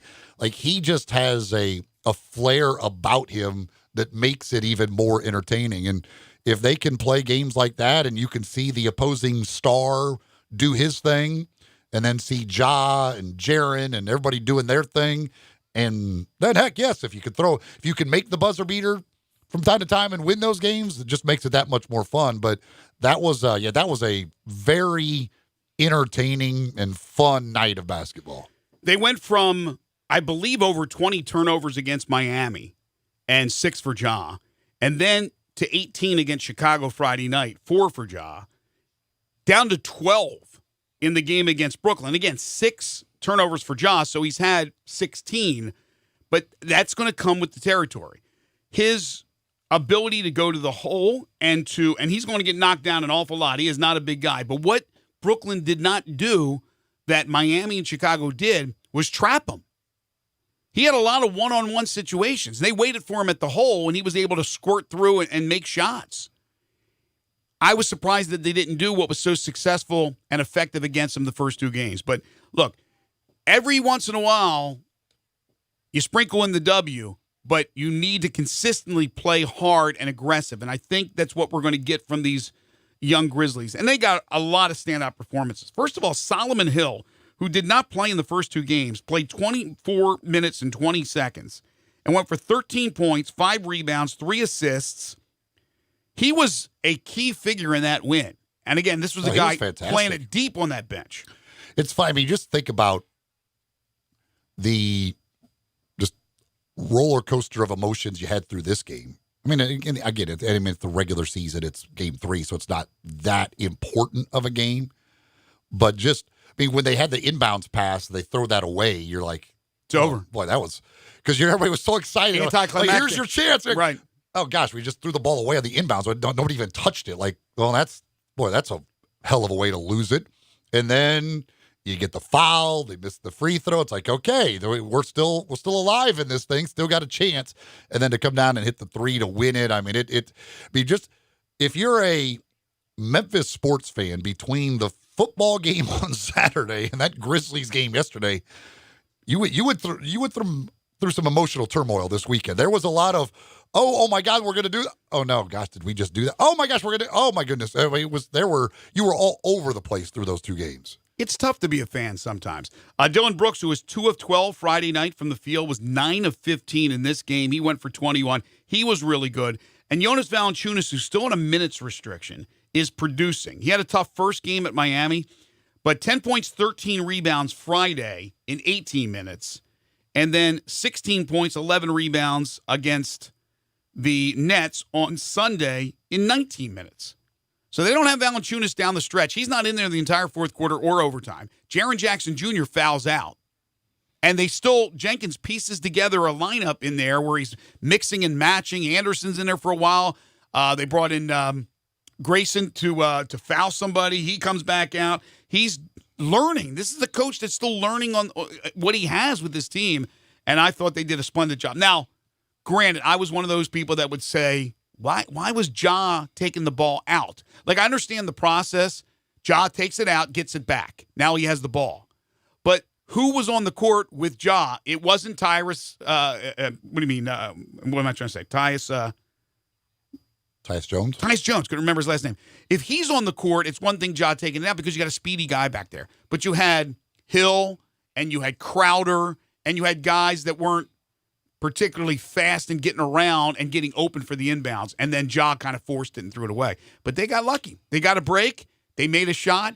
And just Ja not forcing up the 3 while he's double-teamed and handing it to Jay Crowder, that was a veteran move for a guy playing in his 3rd game. Not only he was smart enough to recognize what was there and trust a veteran, but he did a fantastic job on as he kind of hands it off, he basically picked off 2 defenders. Like, he threw his body in front of the 2 defenders to make sure they couldn't really get out to Jay. I mean, it was a very much a veteran-type move. And, again, you just watch some of the things he's doing and realize that's game number 3 of his career. He's got a chance to be real special. He's everything we thought. He's electric. And and it will, I think he will become a better 3-point shooter as his career goes along. Mm-hmm. He adds that to his repertoire on a consistent basis. He's going to be real dangerous. But again, it's just, he's fun to watch play because he gets into it. Like, he's having fun. He plays off the crowd. Like, he's out there to entertain. he understands. He gets it. 17 points in the fourth quarter for Ja Morant. All right. The Grizzlies are now on the road. They will play at the Lakers tomorrow. So Ja gets to go up against LeBron James. That should be interesting. One of the oddest scheduling things I've ever seen. Isn't it? A one-game road trip from Memphis to L.A. All the way out to L.A. Is maybe the dumbest thing I've ever seen. I just, really, NBA, you couldn't at least let him play one more game out there somewhere? You're going to go, hey, head out to L.A. and then head right back to Memphis. Right back home to play Saturday night against the Phoenix Suns. The Memphis men's basketball team will have their second dress rehearsal tonight as they take on the Magicians of Lemoyne Owen at FedEx Forum. Their first regular season game a week from tomorrow against South Carolina State. I guess the big question is tonight, will James Wiseman play? I talked about it last week, and I didn't expect him to play both games. I said he'll miss one of those games for sure, and Penny did not play him in the Christian Brothers University game. Will he play him tonight? Does he need to play him? No. I mean, there's some people say, well, what about chemistry in the game and all that? He's been working with that team, although the last few practices of last week, I'm not sure since the game against EBU if he's been back to practice or not. But leading up to it, he was basically on the stationary bike. But do you have to? No, you don't. There's a lot invested in this young man. There's a lot expected of this young man. So it's not the end-all, be-all that he's on the court, Eli. But I think if Wiseman is 100% and he says he's close, he'll get some minutes tonight. Memphis, all-time 9-0 in exhibition games against Lemoyne Owen. Nobody thinks the outcome will be any different. But, again, your chance to watch him in a tune-up for the second and final time before they play for keeps. East Coast Wings and a Grill. If you want to watch all of the action, whether it be Grizzlies basketball, football, all the different games are on all the time. Baseball, NFL football, of course, tonight, Monday Night Football over at East Coast Wings and Grill. They always have the games on with all the different TVs they've got there. Plus, they got all the great food. 60 different flavors of wings. Great other choices like juicy Angus burgers and flatbreads, a sausage and cheese plate. So many different choices. All fresh, never frozen food at East Coast Wings and Grill. And this Thursday, Halloween, they're putting on a golf tournament over at Galloway. It's at 8 a.m. shotgun start. It's going to benefit Porter Leith. And you get breakfast and lunch served at the course. Afterwards, they're going to do awards at East Coast Wings with a full buffet and drinks being served. So you could get involved with this. Again, it's a Halloween 4-man scramble Thursday at 8 a.m. over at Galloway Golf Course. Again, it's going to be benefiting Porter Leith. All you got to do is give them a call at East Coast Wings and Grill or call it to Galloway, and they can get you signed up for that golf tournament coming up this Thursday. But for delicious food, great atmosphere, place to watch all the action, check them out. East Coast Wings and Grill, just off Highway 64, next to Lowe's in Bartlett. They are East Coast Wings and Grill. Barrett Sallee joins us next. This is Middays on Real Sports Talk, Sports 56, 96.1 and 87.7. Sports 56 now has 2 FM homes. You can now find Real Sports Talk on 96.1 as well as 87.7 on your FM dial. Hi, this is Troy Five-Ash, owner of Five-Ash Roofing. It is that time of year where the weather is unpredictable, and given the recent storms, it's a good time to discuss insurance claims. So here's a few things you should know. Always hire a local contractor, because if you have a problem with your roof down the road, you want to be able to find him. Never allow anyone to pressure you into signing a contingency contract. They're used as sales tools, making you feel committed, and the truth is, those contracts are not worth the paper they're written on. Be careful of door-knocking salesmen. Some are reputable, but many are not. They canvass the neighborhood and tell everyone to file a claim, working the percentages and not caring if you file a claim even when they know the likelihood of it being approved is low. Some will even damage your roof hoping to convince the adjuster it's storm damage. That's fraud, and contractors have gone to jail for that. So do your research and know who you're hiring. Five-Ash Roofing, the official roof of the University of Memphis Athletic Department. Fair, honest, and ethical. 367-0050 or memphisroofer.com. Five-Ash Roofing, it's what we do. We're here for you. You have to be up in 5 hours, 2 hours, 6 minutes. And when you hear, you realize that you haven't slept a wink. That's why there's ZzzQuil Pure Z's, a drug-free blend of botanicals with an optimal dose of melatonin, so you can fall asleep naturally with no next-day grogginess. It's available in both liquid and gummies, tastes great, and is non-habit forming. Pick up ZzzQuil Pure Z's from the sleep experts at Vicks ZzzQuil. ZzzQuil Pure Z's, naturally superior sleep. Available at retailers near you. Warning, this product contains nicotine. Nicotine is an addictive chemical, not for sale to minors. Website restricted to adults 21 and over. I'd been smoking for a while. I tried vaping when it first came out. It just didn't work for me. But recently, I tried My Blue, and it actually gave me the nicotine satisfaction I was looking for. My Blue is easy to use, and it lasts all day. I even like having the different flavors and nicotine options. It's nice having a choice. I think other smokers will be surprised by My Blue. I certainly was. And right now, try My Blue for $1 at select retailers or myblue.com. Looking for a great place to deposit your money? Try First Bank. Competitive CD rates, a money market that moves with Wall Street prime and interest-bearing checking account options. Not to mention their friendly bankers who make decisions locally. To find out more, stop by one of First Bank's 3 local branches. 6482 Poplar Avenue, just east of International Paper. 8398 Highway 64 across from Wolf Chase. And 6280 Highway 64 in Oakland. Or visit firstbankonline.com. Member FDIC. Hi, it's Jamie, Progressive's Employee of the Month, 2 months in a row. Leave a message at the... Hey, Jamie, it's me, Jamie. Do not forget to buy lentils, or the lentil soup you're making for dinner will be sorely lacking. By the way, Mrs. Calloway says thanks for helping her bundle home and auto. She appreciates the extra savings, even though you kept using the word apropos incorrectly. But the main thing is do not forget to buy, what was it? Something apropos the lentil soup. Sorry, I'll call you back. Progressive Casualty Insurance Company and affiliates. Discounts not available in all states or situations. Got something you want to get off your chest? You better have a backup plan. Want to join the conversation? Someone needs to tell him he has to grow up. Join us on the First Bank phone lines at 360-8255 or the First Bank text line at 67129. Bust it. Now, back to Sports 56 Middays delivered by FedEx. This hour of Sports 56 Middays is also brought to you by Gold Strike Casino and Resort in Tunica. Here once again are Greg Gaston and Eli Savoie. Now you don't want to do G, bust the move. Welcome back, everybody. Barrett Salee joins us in just a second. Friend of the show, Uncle Rico, my friend Ray, actually tweets in and says, shows a little diagram from ESPN, I guess. And Tiger Woods, who just tied Slammin' Sammy Snead with his 82nd career win, is now tied with not just Sammy Snead, but the combination of Rory McIlroy, Bubba Watson, Jason Day, Jordan Spieth, Justin Thomas, Brooks Koepka, Patrick Reed, Ricky Fowler. They also have totaled 82 wins as a group in their career. So Tiger Woods keeps on keeping on. Now let's see if he'll come to Memphis next July for the WGC FedEx St. Jude Invitational. If there was any doubt about him picking himself for the President's Cup, that has been taken care of. Did you see what he said about that? Somebody asked him, and he said, well, the golfer caught my eye, or something like that. No, yeah, he said the golfer caught the eye of the captain, or something like that. You knew that was going to happen. It is Monday. It is time for Barrett Salee.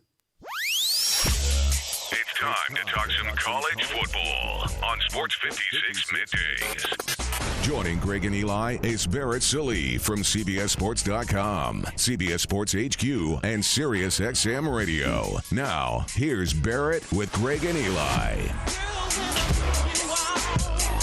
Barrett Salee joins us every Monday here during the college football season here on Sports 56 Middays. You can follow him on Twitter at Barrett Salee. So, Barrett, we're a little excited, although it's still not yet been announced officially, but it looks like it's a go that Memphis is going to have game day. Of course, they're going to have the ABC nationally televised game Saturday night between SMU and Memphis. It's pretty rare when that happens to a group of 5 schools going up against each other, but it's going to be a lot of national attention on the city of Memphis this upcoming weekend.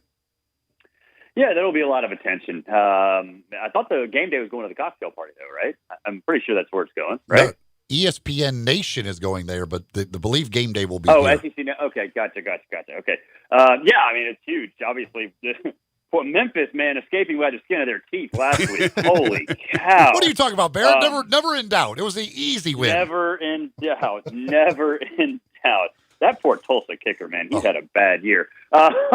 He has. Yeah, I mean, it's huge. I mean, Memphis deserves that. I mean, look, I think, the days of Memphis being this just complete joke are long gone. In fact, I think a lot of these kids, they don't remember, any of the old Memphis, the stigma that was attached to it. And, I think it's always good to see, programs like that get into situations where they can play massive games that really, I think, in terms of, that division matter for the New Year's Six matter, probably not so much, but, that it brings attention to, in my opinion, Cincinnati UCF was this last year when they went to Orlando.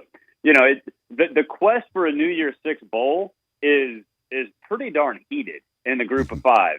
And so for that game to have that kind of attention, I think it does not only bring spotlight to both of their programs. I mean, SMU being where they are it's a great story in and of itself, but it also brings attention to, one of the storylines, one of the bigger storylines that sort of gets lost, because I hate the fact that the college football playoff, from a national perspective, in terms of the casual fans, it dominates every storyline, and there's so much more to college football that doesn't get discussed, and that's one of them for sure. It's it's one of those things too for both of these schools to think of where they have been, Memphis and SMU, to where they are now, and the idea of playing the primetime game and game day, like all that stuff. Like it's pretty amazing. SMU, you go back many years to when the whole death penalty happened, they certainly probably never thought they'd get back. In Memphis, you go back 7-8 years, they were maybe the worst program in America, and it has been an amazing turnaround for them. Yeah, and I think that'll be spotlighted for sure. The fact that it's not just, I mean, SMU's story, everybody knows SMU's story, right? Like that it sells itself, but Memphis, I think, will have their side of that story told as well, because you're right. For decades, it was just an awesome run. It's painful. It's painful to coach at Memphis. So yeah, I mean, yeah, right. I love the fact that they do that, and I don't know about this week going to South Dakota, but whatever. And the week after, you're going to have number one versus number two, most likely in Tuscaloosa. I'd rather them go to Minnesota versus Penn State, because, I mean, the story for that program for game day, it's about hype, but it's also about telling unique stories. And Memphis and SMU have that. The week after, Penn State, especially Minnesota, have that. I mean, what are they going to do at LSU and Alabama? Oh, yeah, Joe Burrow's good. Tua's good. We have two good coaches. It's a really important game in the SEC West. Okay. Yeah. Good. Wonderful. We kind of knew. Yeah, we kind of knew that, right? It's the 100th time we've had both of these schools. But with that said, okay, so right now, and again, the polls that are out aren't the important ones. The important one is when the playoff numbers come out, when the playoff standings come out. By the way, when do they come out? Is it next week? Next Tuesday, right? Yeah. Yes, next Tuesday will be the first one. So it'll be So that will, and again, I think I assume that it will be 1 versus 2 that we get. Right, and right. I think it'll be LSU number 1 too. Yeah, I agree. That committee's going to love LSU. Well, right now, and again, we're only going by the AP poll, or I'm going by the AP poll. You got 1 in LSU, jumped ahead of Alabama. You got 2 in Alabama. You have Ohio State 3, and you got Penn State 5. They're going to play each other. And Clemson's sitting there, as Cheshire Cat, just smiling from year to year. They don't play anybody. But with the LSU-Alabama matchup, because right now everybody would say LSU is the best team in the nation. Some would say maybe Ohio State. LSU, you got the argument. Alabama, obviously, we know how good they are.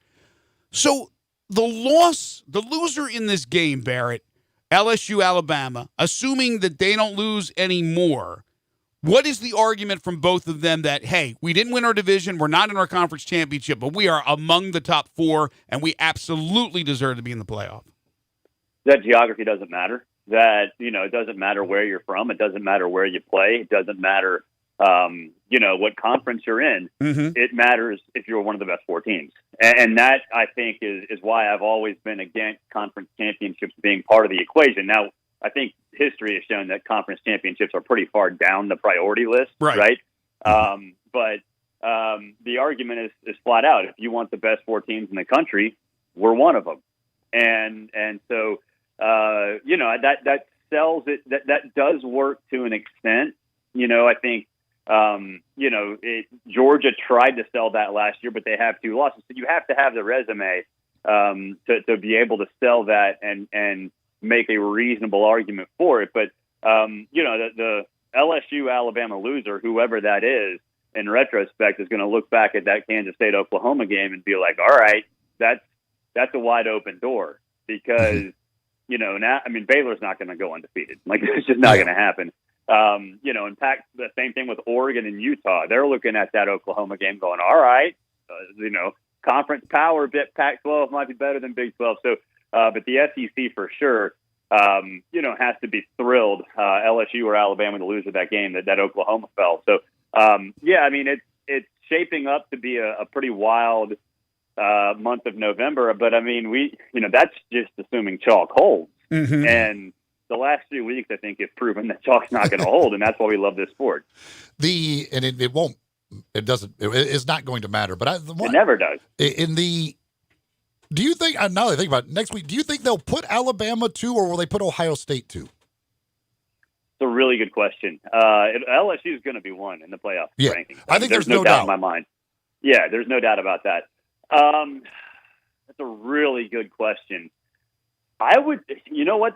Ohio State would have a case. I think there will be enough people in that room where it's not just going to be, given that Ohio State is going to be, or that Alabama is going to be number 2. I think when you look at how complete that they are, I don't think there's any doubt that they're the most complete team. I mean, certain different teams might have better or worse upsides, whatever, but they're a pretty complete team. And I think they're going to look at defensive efficiency, offensive efficiency, all of the other things. I mean, let's be honest, neither of those teams, well, really, Alabama or Ohio State, they don't have altogether great resumes. I mean, in terms of strength of schedule, not like LSU does.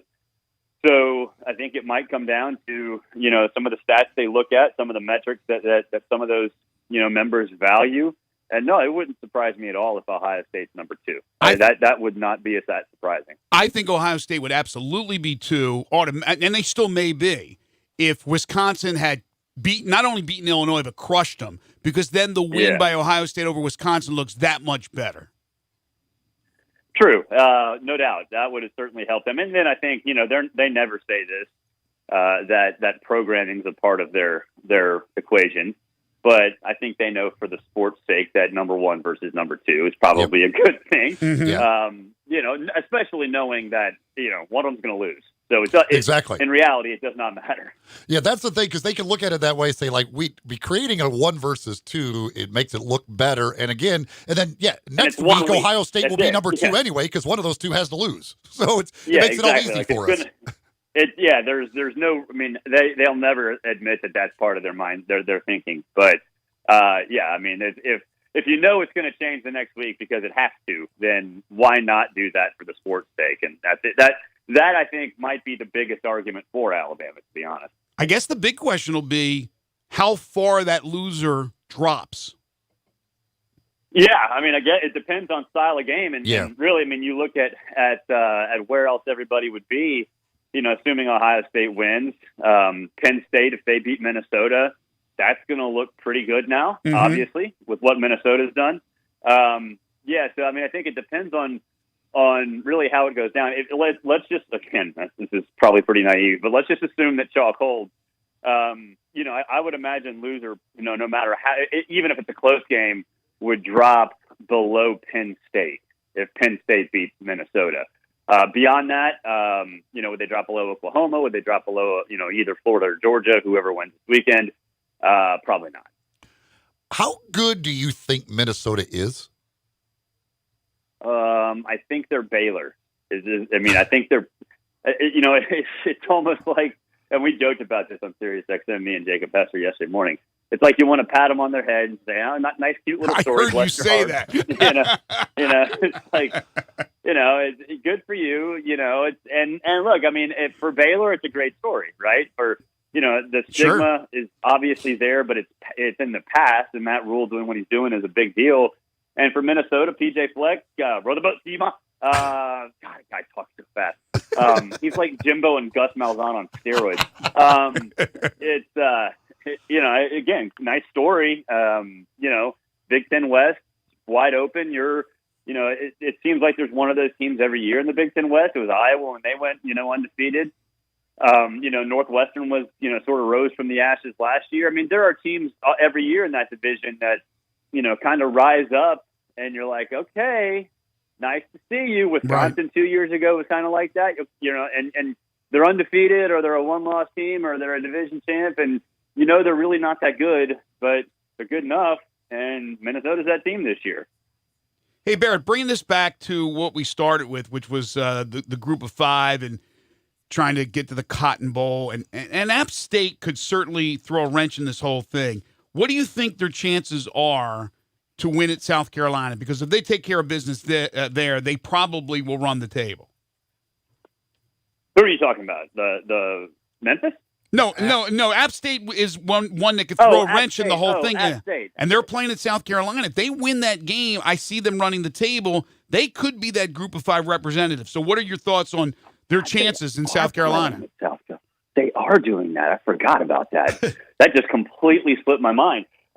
Good. South Carolina's a mess, man. Like I don't know what to make of that team. But the thing with that is, like, Eli Drinkwood stepped into a perfect situation. They've got a veteran-laden team with a quarterback who's dynamic and two really good running backs. So, yeah, I mean, I think they could run the table, and it could get into a situation where, okay, I know you guys don't want to assume this, but if SMU runs the table and App State runs the table, which one has the better resume? I mean, in normal years, it'd be an AAC team, right? I think that would be a shoe-in. I don't know, but I mean, App State, if they run the table, a win over North Carolina, that matters, especially if North Carolina keeps doing what they're doing. I think people will look back at that and say, okay, how much value does that have in comparison to, whatever else, the AAC champ, if it's SMU, we know what they have. So it's going to be fascinating. That's why I say, hey, look, you know what? This week it's going to be the AAC, but just having that sort of that quest to get that bid, because they're going to, certainly going to mention App State. They're going to mention a one-loss Boise State, a one-loss Cincinnati. I mean, that's going to be front and center, and I'm glad that happens, because I've hated it that the college football playoff dominates the conversation for casual fans. Yeah. And by the way, that game's on the 9th, so we got obviously Memphis SMU this weekend. That's huge for the group of five, and then App State going to South Carolina. Barrett, if I think it's 3 weeks or a couple weeks, I can't remember, but Ohio State plays Rutgers right now. How many points would I have to give you for you to take Rutgers in that game? For me to take Rutgers with confidence, or just like as a I guess with confidence. You're gonna bet. You've got to bet $10,000 on the game. How many points do I have to give you to take Rutgers? If I'm betting 10 G's, you're going to have to give me 60 points. I knew you were going to say 60. I knew it. And it may not be enough. I can't wait to see what the line will be on that game. I would not love doing that. And I would not love doing that. I don't know what kind of line they could possibly set only for thing, that. When you have those type of games, the only thing you could figure out is how that coach reacts to, like, below. Is this coach going to be one of those guys who pulls the dogs off? Or is he going to go for the jugular and keep scoring and scoring and scoring? Like, you need to really know the coach's tendencies. Well, here's the thing. But for Ohio State, couldn't Ohio State's walk-ons beat Rutgers? Oh, yeah. Well, there you go. Ohio State has Penn State the following week. So it may be That's just true. Get a quick 30-point lead and get everybody out of there because we can't afford any injury. I don't know how they will handle that game. But then again, if you're just hypothetically speaking, if you're Ryan Day, wouldn't you want to run your actual offense with your second teamers and not just deflate the football? Yeah, and yes, and they will still score at will. They're still going to score. Yeah, I'm very curious to see what the line on that game ends up being. Well, I want to know what the line's going to be with Ohio State and my Terps. That's going to be pretty bad. It's not going to be Rutgers bad. It's going to be up there. But it's going to be up there. He is Barrett Sallee, folks. Check him out at CBS Sports, CBS Sports HQ, Sirius XM College Radio. He's everywhere. You can follow him on Twitter at Barrett Sallee and check him out every Monday during the college football season right here on Sports 56 Middays. Have a great week, man. Thanks for joining us. All right, thanks, guys. My pleasure. Folks, as I mentioned, our second hour of the program is brought to you by the new Moneyline Book Bar and Grill at the Gold Strike Casino Resort. If you have not been there, I don't know what you're waiting for. If you want to go down to a book, bet a few games, just have a good time, let me suggest the new Moneyline Book because it's the South's premier sports entertainment venue. It's inside the Gold Strike Casino Resort, and now you can wager on all your favorite sports at one of 10 betting kiosks that's located throughout the resort. So not only at the book, but the kiosks throughout the resort, you can bet. But you can watch the games at the new Moneyline Book Bar and Grill on 60 HD screens. That's 60. While you lounge in plush seating, enjoy craft beers, signature cocktails, great food. Plus, they have the Top Golf Swing Suite. It's a virtual reality experience with a variety of fun, interactive games that every sports fan will love. So you could eat, you could drink, you could have fun in the Top Golf Swing Suite and make those bets as well. They have a 50-foot bar, 16 video poker machines, and lively entertainment. Moneyline Book Bar and Grill is the South's only venue that brings together sports, gaming, dining, and nightlife into one exciting destination. Whether you're an avid sports fan or just looking for a special place to have a good time with friends, this state-of-the-art 6,000-square-foot setting is the place to be. They really, really put some money into this setup. It is beautiful, ladies and gentlemen. You need to check it out. Visit the Moneyline Bar, Book, and Grill at the Gold Strike Casino Resort for Monday Night Football, happy hour specials like tonight when you have the Miami Dolphins, the winless Dolphins, taking on the Pittsburgh Steelers, or anytime you want a piece of the best sports action in Mississippi. It's the new Moneyline Book Bar and Grill at the Gold Strike Casino Resort. We'll take a timeout, come back, and wrap up hour number 2 right here on Sports 56 Middays on Real Sports Talk, Sports 56, 96.1 and 87.7. Listen online anywhere, anytime at sports56whbq.com. There's a new commissary in town in Collierville. Germantown Commissary is doubling. Yeah, they're still going to have the old Germantown Commissary by the tracks, but now there's a huge new Germantown Commissary in Collierville at Poplar and Houston Levee Road. It's huge, too. There's a drive-through. There's plenty of parking. No telephone pole to get in your way. A cool patio. It's right by the track, so the tradition continues. And this is a tradition that's been around forever. That commissary is famous for hickory-smoked, slow-cooked Memphis-style barbecue. They've got a private party room at the new one in Collierville. Self-catering still continues. Party packs for $5.95. Basically, the great ribs, the great pulled shoulder, the great deviled eggs. Everything is there in Collierville and Germantown now. So there is now a Germantown and Collierville style of barbecue. It's called Germantown Commissary. Put the Case IH legacy of power and efficiency to work in your hayfields and feedlot. Mid-South Ag Equipment has tough Case IH farm-all tractors that can handle a variety of chores fast. With their expert blend of engine and hydraulic power, farm-all tractors can easily tackle loading and material handling chores, as well as mowing and baling. Models range from 65 to 90 horsepower, so you're sure to find one that's perfectly powered for the jobs you do. Stop in or call 662-890-3141 to learn more. That's Mid-South Ag Equipment, your Case IH headquarters. Do not hire Franklin & Sons Electrical. The guy told me he'd shrink my monthly bill, and I'm like, dude, it's too small to read as it is. No matter how hard you work for your small business, online reviewers will find something to complain about. Then he's like, where's the circuit breaker? I'm like, bro, I didn't break anything. And while Progressive can't save you from these trolls, we can help you save money on commercial, auto, and business insurance. He told me I had a blown fuse. It's called a short fuse, and yes, I do have one, so watch yourself. Get a quote online today at progressivecommercial.com. Progressive Casualty Insurance Company, affiliated and third-party insurers.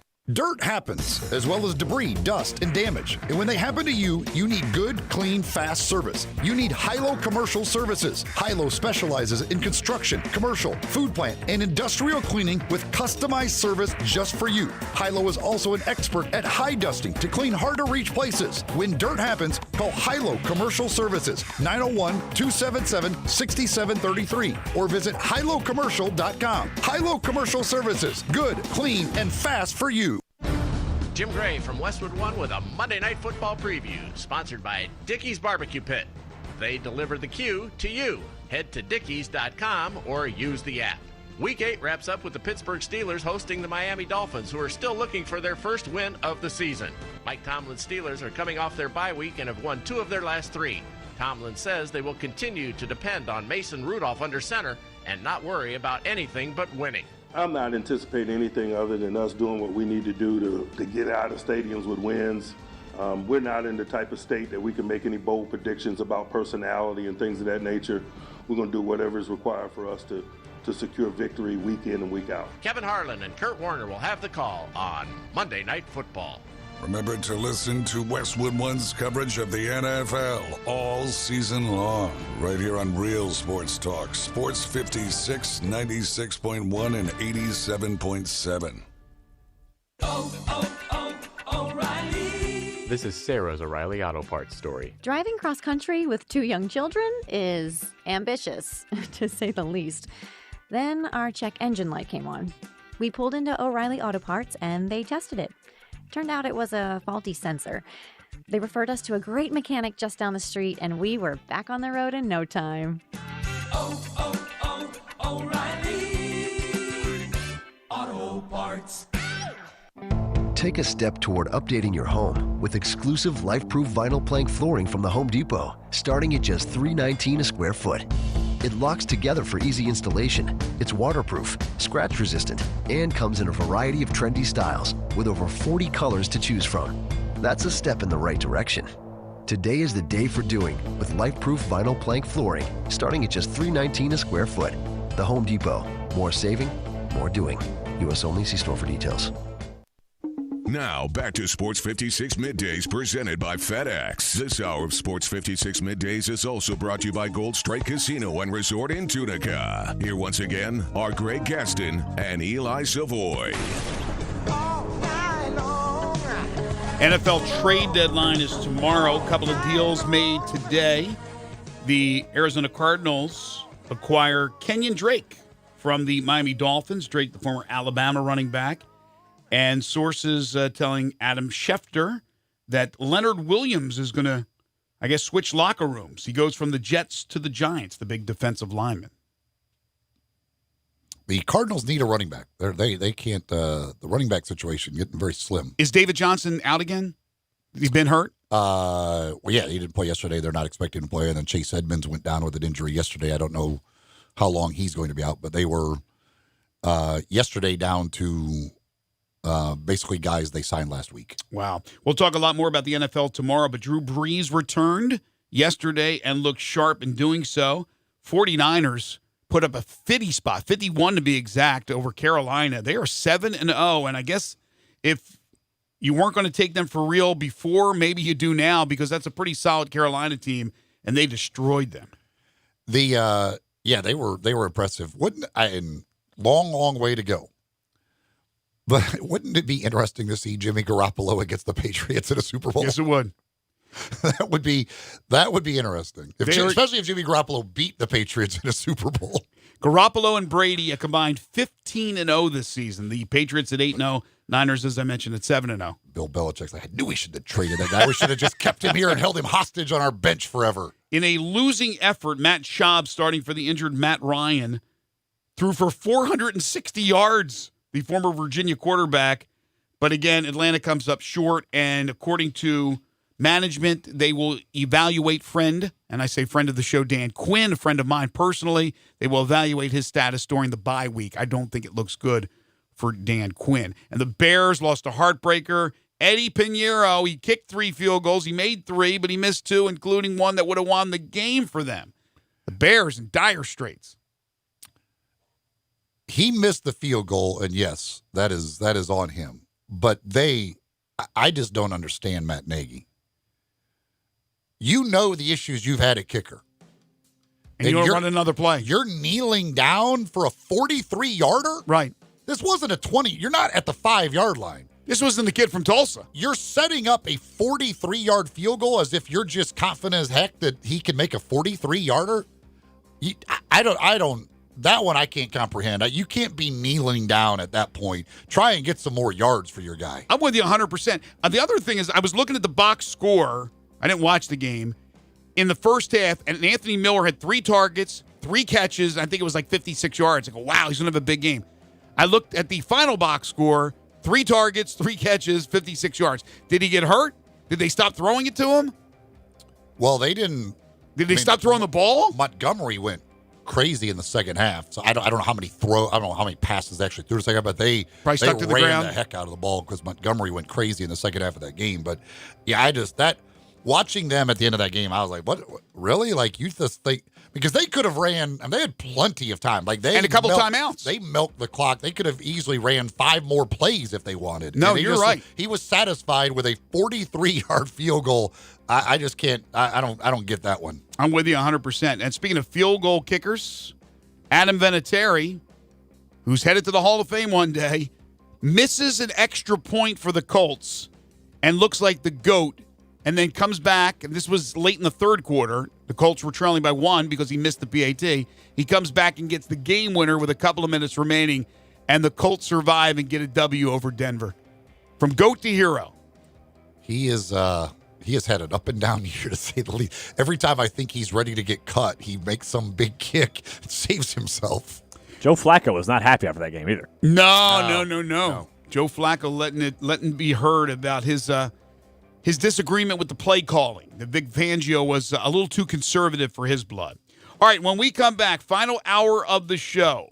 Still waiting on word from the University of Memphis about the official announcement of game day. If you want to talk about the weekend in college football, NFL, want to talk about the Grizzlies, were you at the game or just watched last night's dramatics, we could do that. Open phone lines on the First Bank phone lines at 360-8255. First Bank text line at 67129. Or message us at Sports56 WHBQ on Facebook, Periscope, Instagram, YouTube, and Twitter. We'll talk a little World Series as well, as the Astros now lead the series 3-2 over the Nationals. Plus, we got the good, bad, and ugly. It's all coming up in our final hour. This is Middays on Real Sports Talk, Sports 56, 96.1 and 87.7. Do not hire Franklin & Sons Electrical. The guy told me he'd shrink my monthly bill, and I'm like, dude, it's too small to read as it is. No matter how hard you work for your small business, online reviewers will find something to complain about. Then he's like, where's the circuit breaker? I'm like, bro, I didn't break anything. And while Progressive can't save you from these trolls, we can help you save money on commercial auto and business insurance. He told me I had a blown fuse. It's called a short fuse, and yes, I do have one, so watch yourself. Get a quote online today at progressivecommercial.com. Progressive Casualty Insurance Company, affiliated and third-party insurers. Sundays and Mondays are special at the Butcher Shop, celebrating over 35 years of serving the Mid-South by giving a big thank you to you, their loyal customers. You can come in, relax, watch your favorite games, and enjoy hand-cut steaks along with a premium bar. Sunday and Monday nights from 5 until 8:30, you can get select entrees for $25. That includes a salad, baked potato, and bread, and you don't have to pick one, you get all 3. Some of those entrees are 10-ounce New York strip steak, slow roasted prime rib, Atlantic salmon with dill sauce, marinated grilled chicken breast, grilled boneless pork chops, and crab stuffed shrimp. Plus, all appetizers and desserts are 20% off. Don't forget, Hamburger Friday every Friday from 11 to 2. It's the best. The Butcher Shop, always a Memphis tradition. Call 901-757-4244, 901-757-4244 for more information, or just stop in at 107 South Germantown Parkway in Cordova.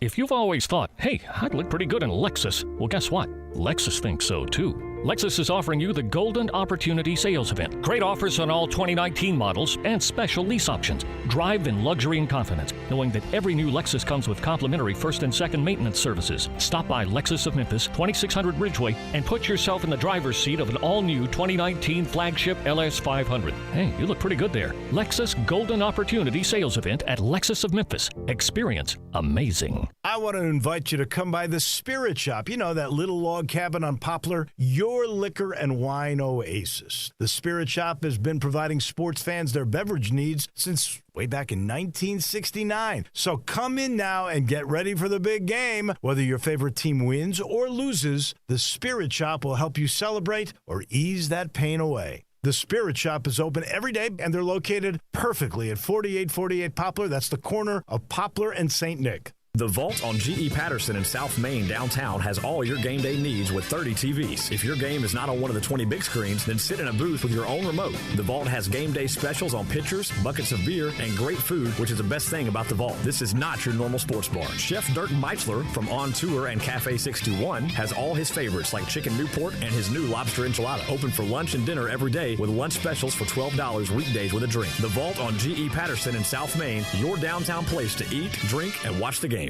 You already know you can listen to Sports 56, 96.1, and 87.7 anywhere with the Sports 56 app or at sports56whbq.com. But you can also keep up to date with everything going on by keeping up with Sports 56 on social media. Be sure to follow us on Twitter, Facebook, Instagram, YouTube, and Twitch for information on breaking news, chances to win prizes, and video of all the shows. Don't miss out on anything that's going on. Stay in touch with Sports 56, 96.1, and 87.7 on social media. We are Sports 56, WHBQ Memphis, WIVG-FM Tunica Memphis, and WPG-FLP Memphis, Flynn Broadcasting Stations. Now, back to Sports 56 Middays presented by FedEx. This hour of Sports 56 Middays is also brought to you by 34 North Cocktails. Pop a top on a barrel fee for Sneaky Pucker from 34 North Cocktails today. Here once again are Greg Gaston and Eli Savoie. We welcome you back to Sports 56 Middays, the Monday, October 28th, 2019 edition. Greg Gaston, Eli Savoie. Austin Eldridge. We're in the Family Leisure Studios where family and fun come together. Family Leisure, 2120 Whitten Road, just north of I-40. Their factory direct pool table and spa sale continues. Great time to get a pool table or a spa from Family Leisure. Sports 56 Middays is delivered each and every day by our title and presenting sponsor. No matter what stage you're at in your business, there's room to grow online. Learn more at fedex.com/e-commerce. Coming up in our final hour, well, the good, the bad, the ugly from the weekend that was. Jeremy Pruitt, Eli Savoie, the head coach of the Tennessee Vols, as you know, meeting with the media after the big win over South Carolina, getting ready for UAB this Saturday, says he may play all three of his quarterbacks against the Blazers. It looks like Brian Maurer's doing well as far as his recovery from concussion protocol. Jarrett Garantano obviously had a good game in relief of who's the other guy? JT Shrout. Yeah. Well, Garantano had surgery on his non-throwing hand. We had to put a screw in his non-throwing hand. Did they really? Yeah, I think that, yesterday I believe they did that. He says he's still fine. Yeah, no, he's supposed to be. He's supposed to play, but I want to say that I think they had to put a screw somewhere in his non-throwing hand. In the meantime, Mike Norvell meeting the media, talking about the game with SMU and the national broadcast, the nationally televised broadcast on primetime ABC. He says, we're excited about the opportunity. We're excited about the stage and the platform we are going to be able to play on. I think it's incredible. The fact that our program will be showcased on that stage is big for everyone involved. First Bank phone lines are open at 360-8255. First Bank text line 67129. You can hit us up on our at Sports 56 WHBQ on Facebook, Periscope, Instagram, YouTube, and Twitter. The Memphis Hustle of the G League, they began camp today. Congratulations to former Tiger Rainier Thornton, who at least is on the camp roster. We'll see if he makes the team, but Rainier Thornton and Mike Parks Jr. was actually drafted in the G League draft, taken by the affiliate of the Toronto Raptors. So good for a couple of former Tigers. Yeah, some former Grizzlies were drafted too. Hasheem Thabit was drafted in the G League draft. See, I was did not even know he was still playing basketball. I was at the game yesterday, and I was talking to our friend Pugs and a couple others. I said it just would have made more sense for Thabit to go full circle and you guys draft him. That would have been the best thing. There might have been a riot in the Grizzlies organization. Jordan Adams was also drafted in the G League draft. Was he really? Yep. Jordan Adams trying to make a comeback. Who took him? That I don't know. That doesn't matter, does it? He was like the 98th. Well, he was taken with the 98th pick. He was not the 98th player drafted. He was taken with the 98th pick. 'Cause teams passed their picks quite often. So I don't know how many players were actually drafted in front of him, but he was the 98th pick of the draft. Good luck to him on his comeback trail.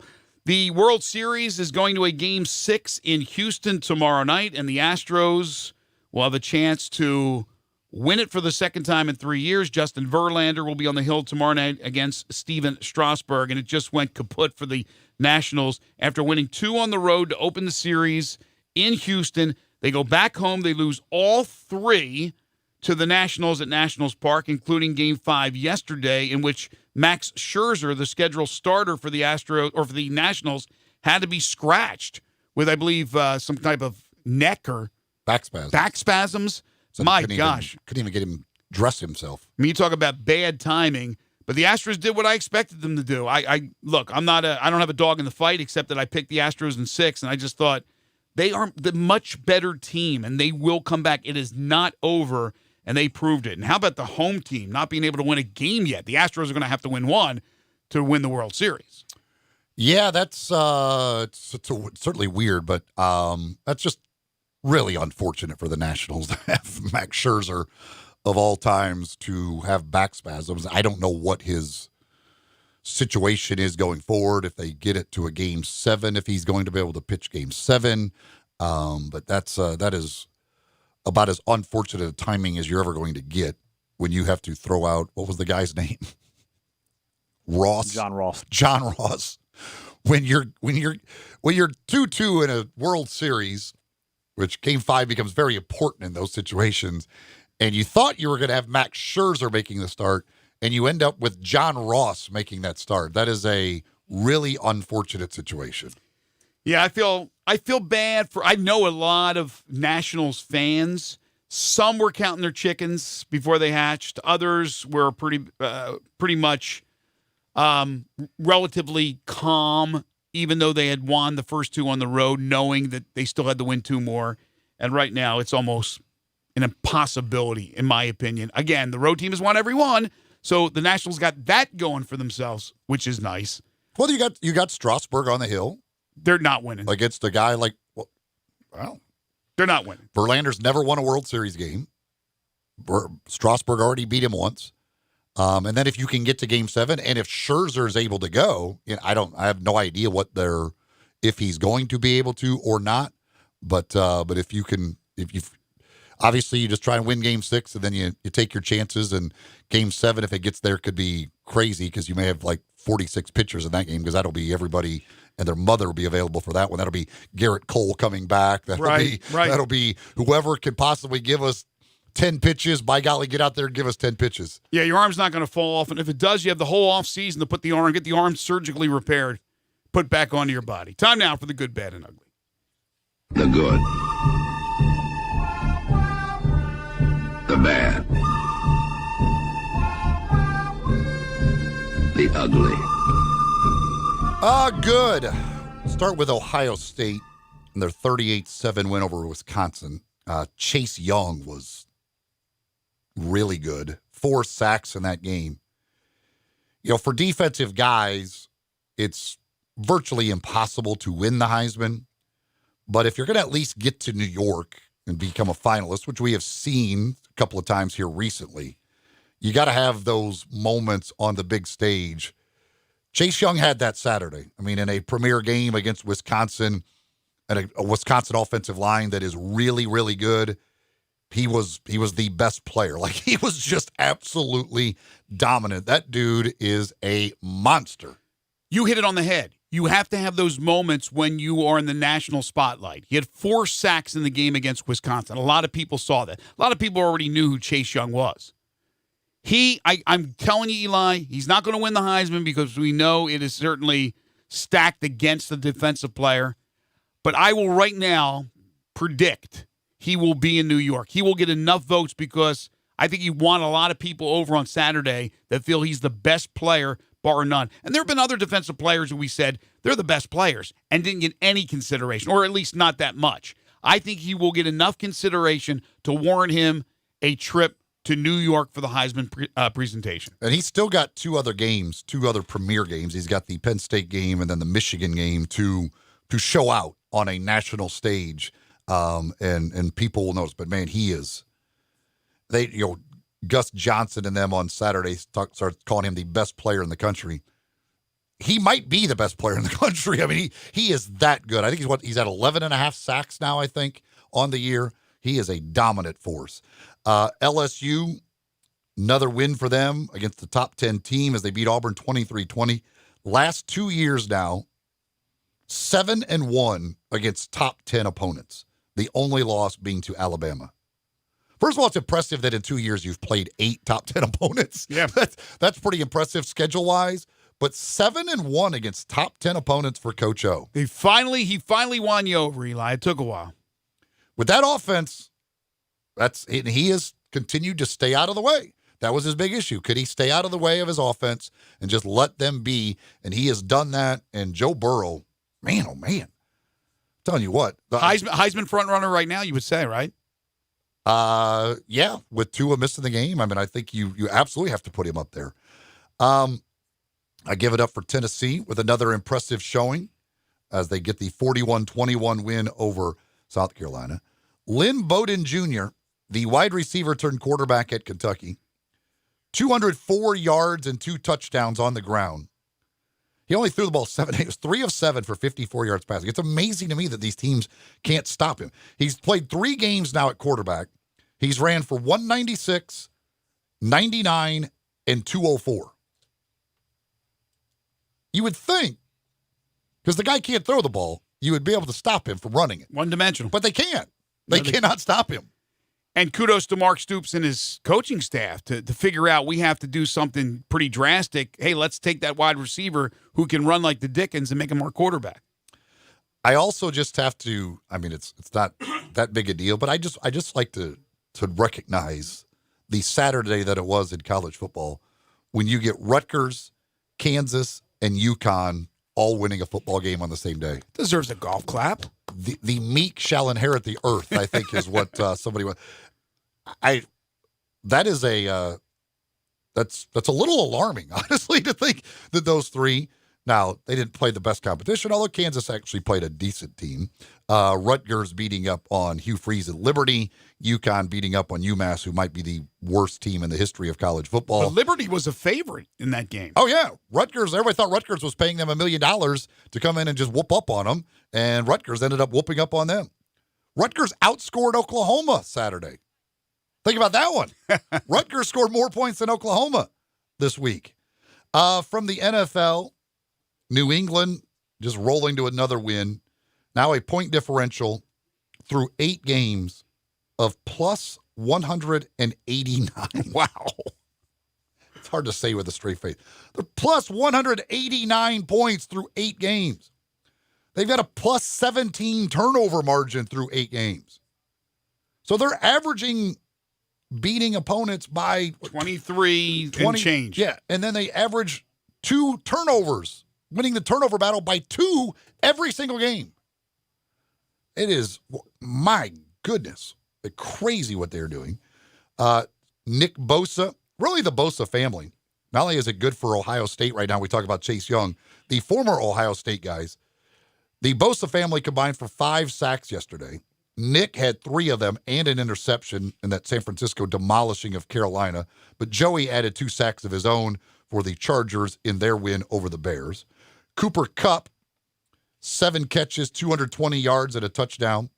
Most yards ever in an NFL international game as they played that one over in London. Going back to the 49ers, the 4-touchdown performance by Tevin Coleman joins Jerry Rice as the only 49ers with 4 touchdowns in a regular season game. Select company. When you think about the 49ers greats of all time, you would probably put Jerry Rice, then Tevin Coleman. Tevin Coleman comes immediately to mind. That storied history in San Francisco for Tevin Coleman, all those years. Oh, I mean, he's put in a lot of time there, a lot of time and effort, a lot of hard work, and it's good to see that pay off for him, that 4-touchdown game. From baseball, Garrett Cole with the 7 innings last night, just 3 hits, 1 run, 9 strikeouts as he, again, positions himself to be a very, very rich man this coming offseason when he is a free agent. I give it up for Tiger Woods getting win number 82 at the Zozo Championship, and I was watching this Saturday night, and I was thinking to myself, it's him and Hideki Matsuyama, the top 2 guys. Now, they didn't get to play together. It would have been cool if they would have got to play together, but because of the rain delays and everything else, they did not regroup for the final round. They were just sending the groups right back out. So they did not play together in the final round, which would have been awesome. So he was with who, Woodland, Tiger? Woodland and Keegan Bradley. So and Matsuyama was the group ahead of them. But I was thinking to myself, this event's being played in Japan, where Matsuyama is a national hero. Sure. But I wonder if you polled all of those fans out there, how many were rooting for Matsuyama and how many were rooting for Tiger? I think more were probably still rooting for Tiger. Against their national hero, I bet more than wanted to see Tiger Woods win that. Combination of he's a beloved figure. He's certainly international, but also they're smart. They're smart golf fans. They knew history was in the making. With that win, he tied Sam Snead. And I also think the Zozo Championship. Zozo. I don't even know if it's an every year thing. I'm not sure because this is a new thing. I assume they're playing it next year. But next year there's so much potential because the word Zozo looks exactly like 2020. So the Zozo Championship in 2020, I want to see what their logo looks like because I think it could be really cool. Who was the marketing genius who came up with that one? It was you, apparently. Why is this a PGA Tour sanctioned event? Like, why? It said Tiger Woods 82 wins, 82 PGA Tour wins. This is a PGA. This is part of the fall. Yeah, no, I figured it was, but I was like, I didn't know. Yeah, it's a PGA Tour event. Anything else? No, that's it. All right, my goods. I'll start with Kenneth Gainwell. He's now first in the FBS in all-purpose yards, and he's first in 50-plus yard plays. He has 5 50-plus yard plays, but he has 1,419 all-purpose yards, none of them coming from punt or kickoff returns. Still amazing. Yeah, he's it's pretty crazy. He's second in all-purpose yards. Oh, I have it as first. Chuba Hubbard of Oklahoma State still leads. Okay, all right. Now Chuba Hubbard does return. He has a little bit in kick return yards. If you take away Chuba Hubbard's kick return yards, his 42 kick return yards, then Kenneth Gainwell has more total yards than he does. Okay, so it's real close, but he obviously has the kickoff return. In yards per game, Hubbard is averaging 182.3, Gainwell 177.4. Okay, all right, that must have been wrong. The yards per play, Gainwell is killing him by 2 yards almost per play. Hubbard has played a lot more plays. Other goods, Juwan Jennings, the wide receiver for the Tennessee Volunteers, had a career night in Tennessee's rout of South Carolina. 7 catches, a career-high 174 yards, 2 touchdowns. Also give it good to the much-maligned Jarrett Garantano. Did a nice job. Chase Young, we talked about him. 4 sacks and leading Ohio State to an easy win over at Wisconsin. And, yes, it's that time of the year for Wisconsin to do what they normally do. Kansas State, shocking Oklahoma 48-41. Chris Kleiman's a good coach. I thought they were getting a little conservative there, and Oklahoma started to come back. And then that almost fumbled, recovered the kick, the onside kick. Really close. It was overturned. Yeah, they did recover it. They just had it overturned because it hit off of their guy's leg before it went 10 yards. And that was a cool onside kick. He kicked it like where it was spinning sideways, man. And that thing, he had some good rotation. So it like curved, and that was a hell of a. If you could do that kick every time, that's really hard to try and field. And because of the spin coming off his foot, when it kind of ricocheted and went down the field, you didn't think, oh, it hit somebody. You thought maybe that was just the way it was going. It was weird. Yeah. But it obviously hit the leg and then ricocheted. Yeah, the one replay showed it quite clearly that it completely changed direction off, and it was at like 9 yards too. Like it was really close to being the 10 yards where it wouldn't have mattered. But that was an unfortunate thing for them. I give a good to Kansas. They beat Texas Tech 37-34. Les Miles has Kansas actually playing good football. They nearly beat Texas if it weren't for a last-second field goal by the Longhorns. They blew out Boston College at BC. Not that BC's great, but that was impressive. You look at North Carolina with Mac Brown, Les Miles at Kansas. For a while there, Herm Edwards for Arizona State, and they've lost the last couple of weeks. But these old guys, these veterans, they just know how to coach, and they know how to inspire young men. I give a good to UCF. Don't count them out just yet. They beat Temple in Philly 63-21. They tripled them. Yeah, but they need a lot of help from Kansas or from Cincinnati if they're going to get there. They do, but man, oh man, they're still a program to be reckoned with. I give a good to LSU, defeating Auburn and now moving to number 1 in the AP poll. I give a good to San Diego State. They're now 7-1. And I give the good because they only give up 14 points per game on average. Really good defensive team out there. I give a good to John Morant. His performance yesterday against Brooklyn, 30 points, 9 assists, so many big plays, including that block of Kyrie Irving when Irving tried to break him down one-on-one in the final moments of regulation. And I give a good, obviously, to Jay Crowder with that game-winning 3. As you mentioned, Tiger Woods, his 82nd PGA Tour win, that ties slamming Sammy Snead for the all-time mark. And I give a good from the NBA to Trae Young, who in his first 2 games for the Hawks this season scored 77 points, which sets a new Atlanta Hawks record. He can score. He definitely can score. All right, before we go to the break, when we come back, we'll do the bad and ugly.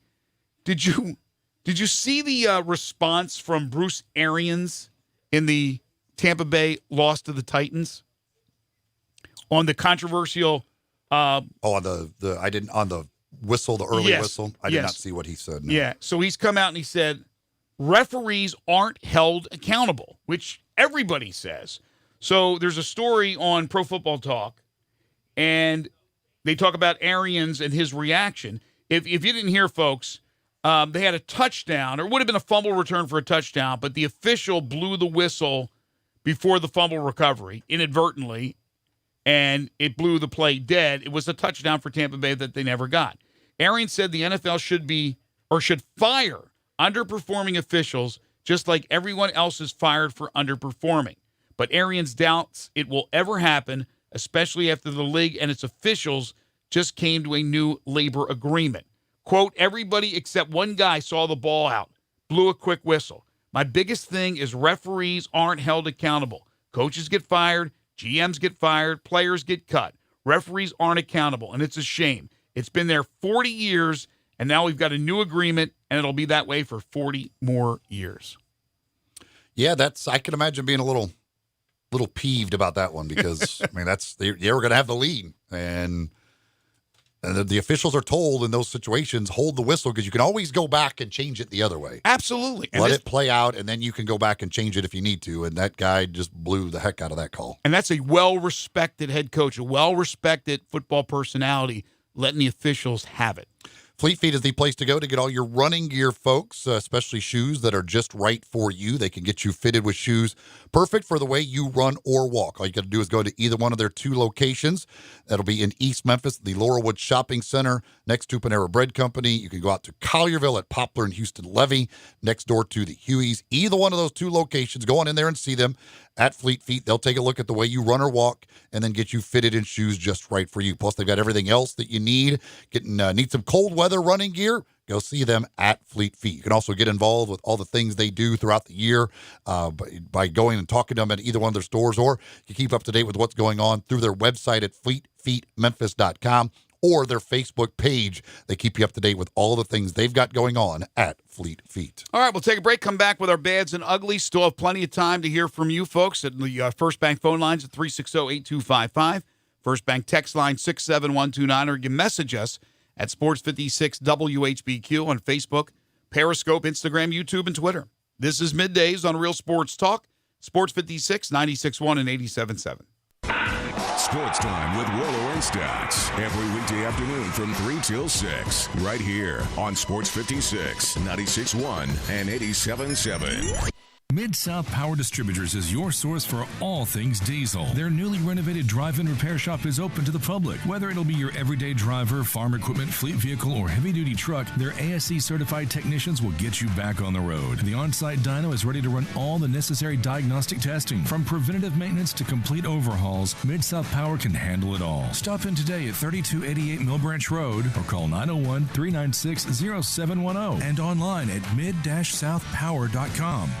How you doing, people? And if you're in the market for a new Chevy car, truck, or SUV, new or pre-owned, see my guys at All-Star Chevrolet in Olive Branch. They will treat you like a star. It's simple as ABC. A is the All-Star Challenge to beat any written offer from any Mid-South dealer, or they buy you a tank of gas. B, better buying experience. They value your time and make it quick. C, customer care. They want you to be an All-Star family member for this car or truck and all the other ones you'll ever need. And before you head to All-Star and Olive Branch, check out the inventory at allstarautogroup.com. Silverados, Equinox, Traverse, Impala, Camaro. They have all you ever need with the best Chevy lineup ever. So don't go to Collierville, The Pike, or South Haven. Find new roads to Olive Branch and All-Star Chevrolet. Minutes from anywhere in Memphis, or go to allstarautogroup.com. Just mention you heard about them on this station and you'll get a Malco movie gift card when you test drive any All-Star Chevy you want.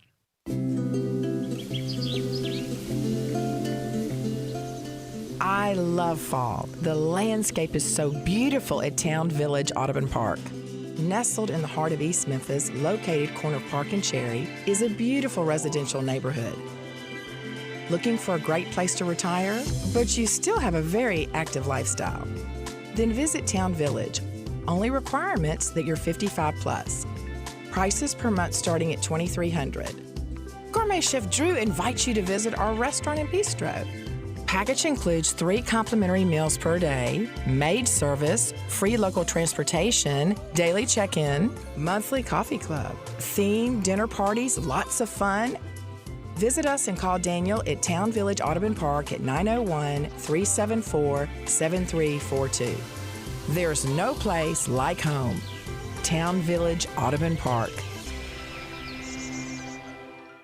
Hi, this is Troy Five-Ash, owner of Five-Ash Roofing. It is that time of year where the weather is unpredictable, and given the recent storms, it's a good time to discuss insurance claims. So here's a few things you should know. Always hire a local contractor, because if you have a problem with your roof down the road, you want to be able to find him.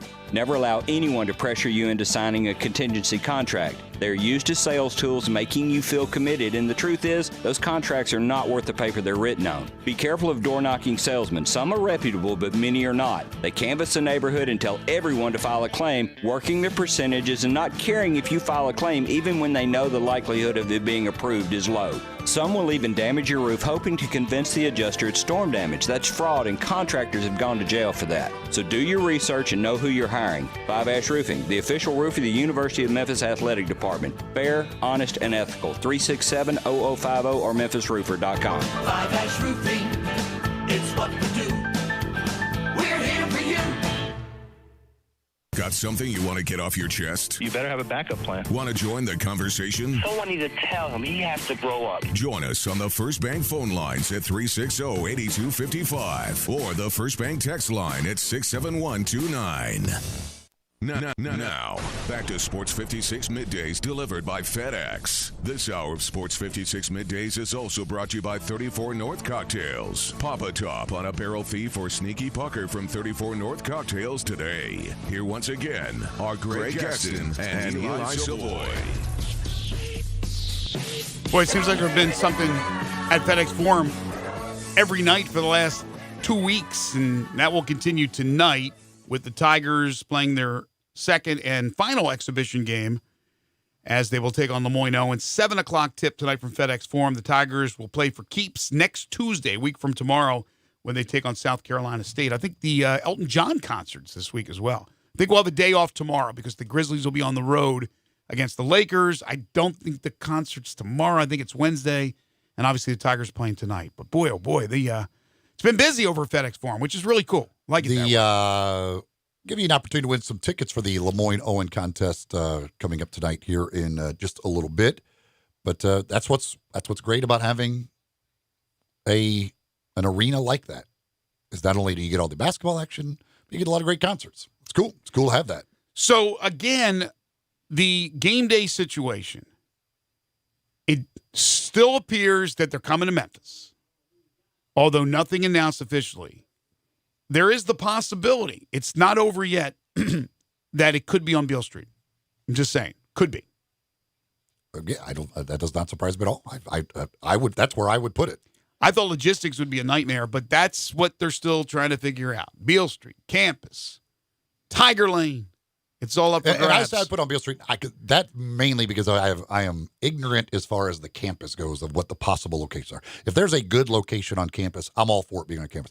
I don't understand the need of these people who think it absolutely has to be on Tiger Lane. It doesn't matter where it is. Let me ask you this. It's probably a dumb question, but I don't concentrate on the people in the background of game day. Once in a while, I'll read a sign. But are they normally chugging brews and drinking while that stuff is happening? I mean, especially the students are. No, okay, they are, though. You see the beers and obviously with cups. sponsors, they're in cups. Okay. Just curious about it with Beale Street and things like that. All right, what do you got for bads? Well, and I mean, again, while the game's going on, Beale Street is like not open. Or while the game day is going on. It's at 8 o'clock in the morning. So Beale Street is not like, it's not like we're talking about doing this at 10 o'clock at night where Beale Street's going crazy. It's at 8 o'clock in the morning. Is there an ordinance about when you can open? Because with all those people on Beale Street, wouldn't you open it up earlier? I'm sure they will be able to open the places early. Yeah, well, there you go. But I'm saying it's not like it's this place with time when Beale Street's packed and you're like, okay, how are we going to fit all these? There's going to be nobody there. No. I'm not talking about how many people will be there. I'm talking about, again, I don't know when you're talking sponsorships. Like let's say Game Day and ESPN, their big sponsor is Coors. And people are out there with.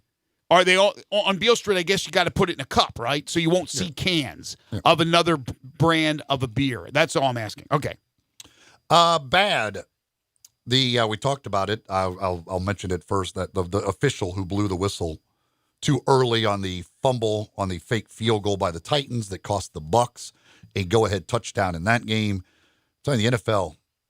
Week in and week out, the consistency of having some game where the officiating becomes a story is really impressive. Like it is a consistency that you think, okay, 1 week you just have a game. You'd have no games where there was a big time officiating problem, but the NFL just cannot do that. You would hope that they were more inconsistent as far as big time mistakes and controversy, but you're right, they are consistent with that.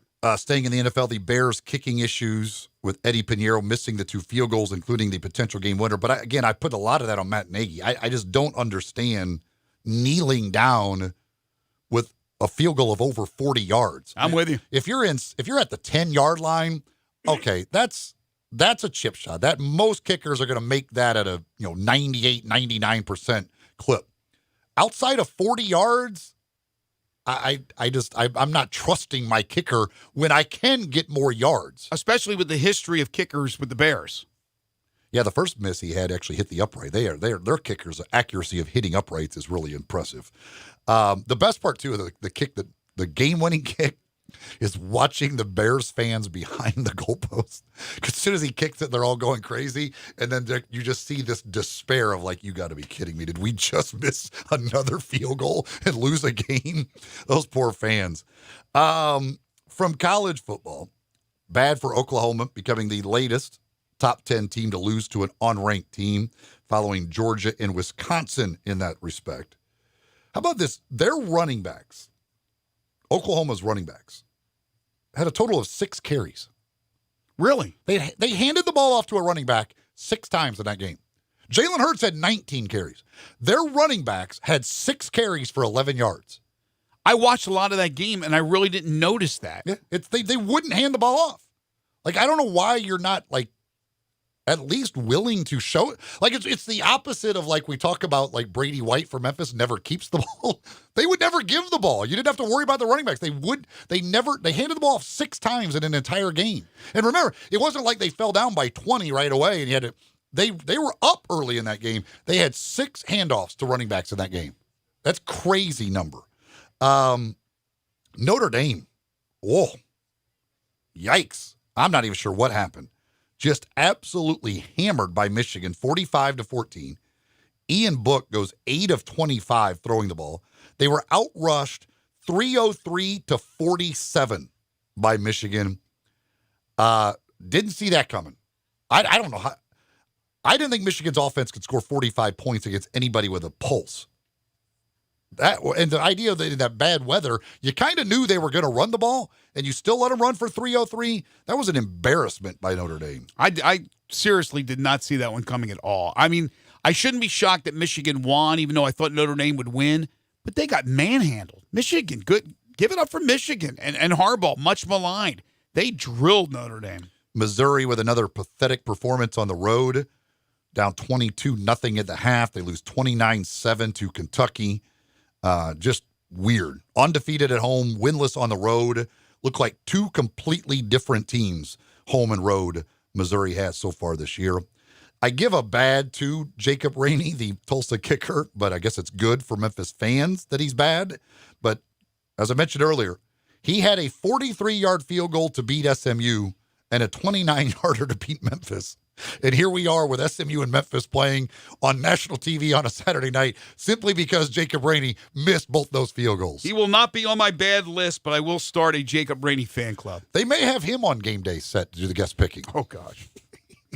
Since you created this great matchup, how about you do the guest picking? So do you go opposite of Rainey's picks on every pick?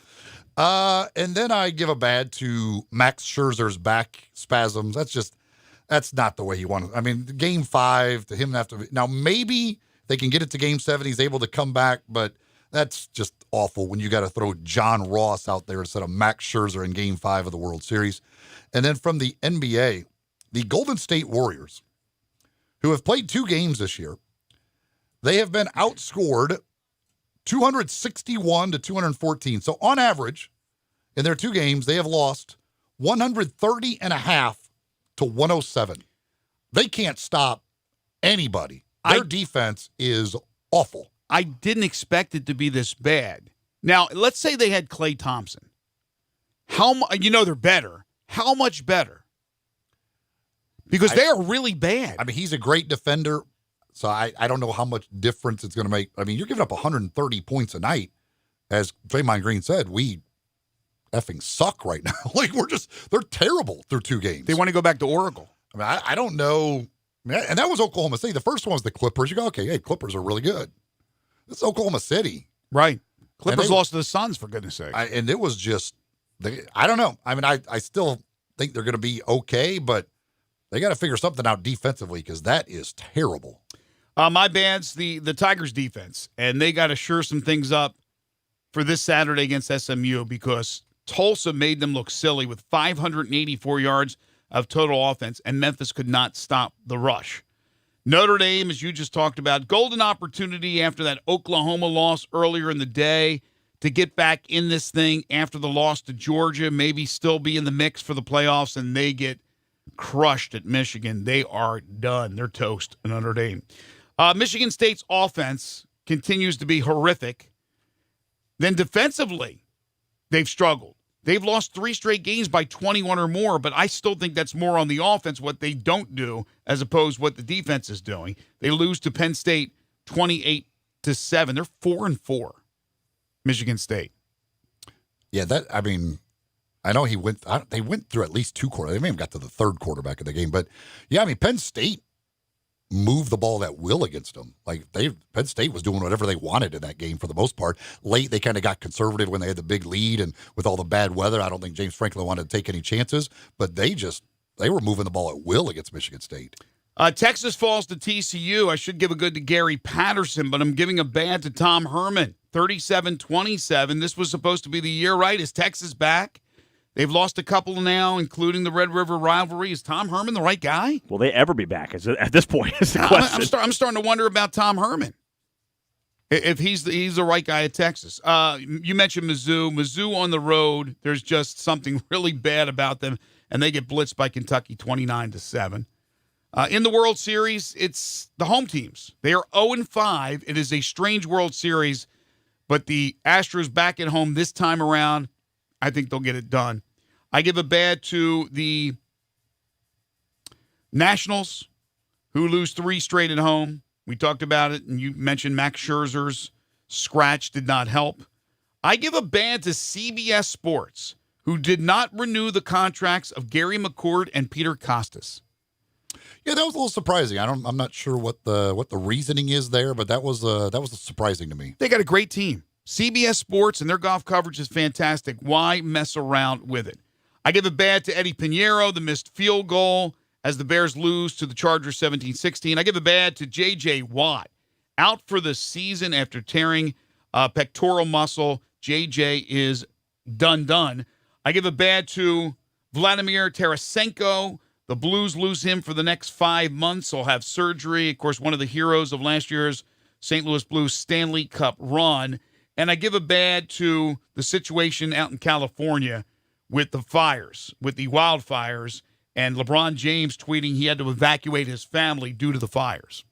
Yeah, that's not good. By the way, John Harden, who will be coming up next on Johnny Radio Happy Hour, said that he talked with the Beale Street Association. They will open at 5 a.m. if they do it down there on Beale Street. Now, I don't know. Somebody else texted in about state laws dictating when they can sell alcohol, that stuff. I don't know how that works, but I'll guarantee you this. They'll figure out a way where they can sell alcohol to anybody who's down there at whatever hour it is. I would think so.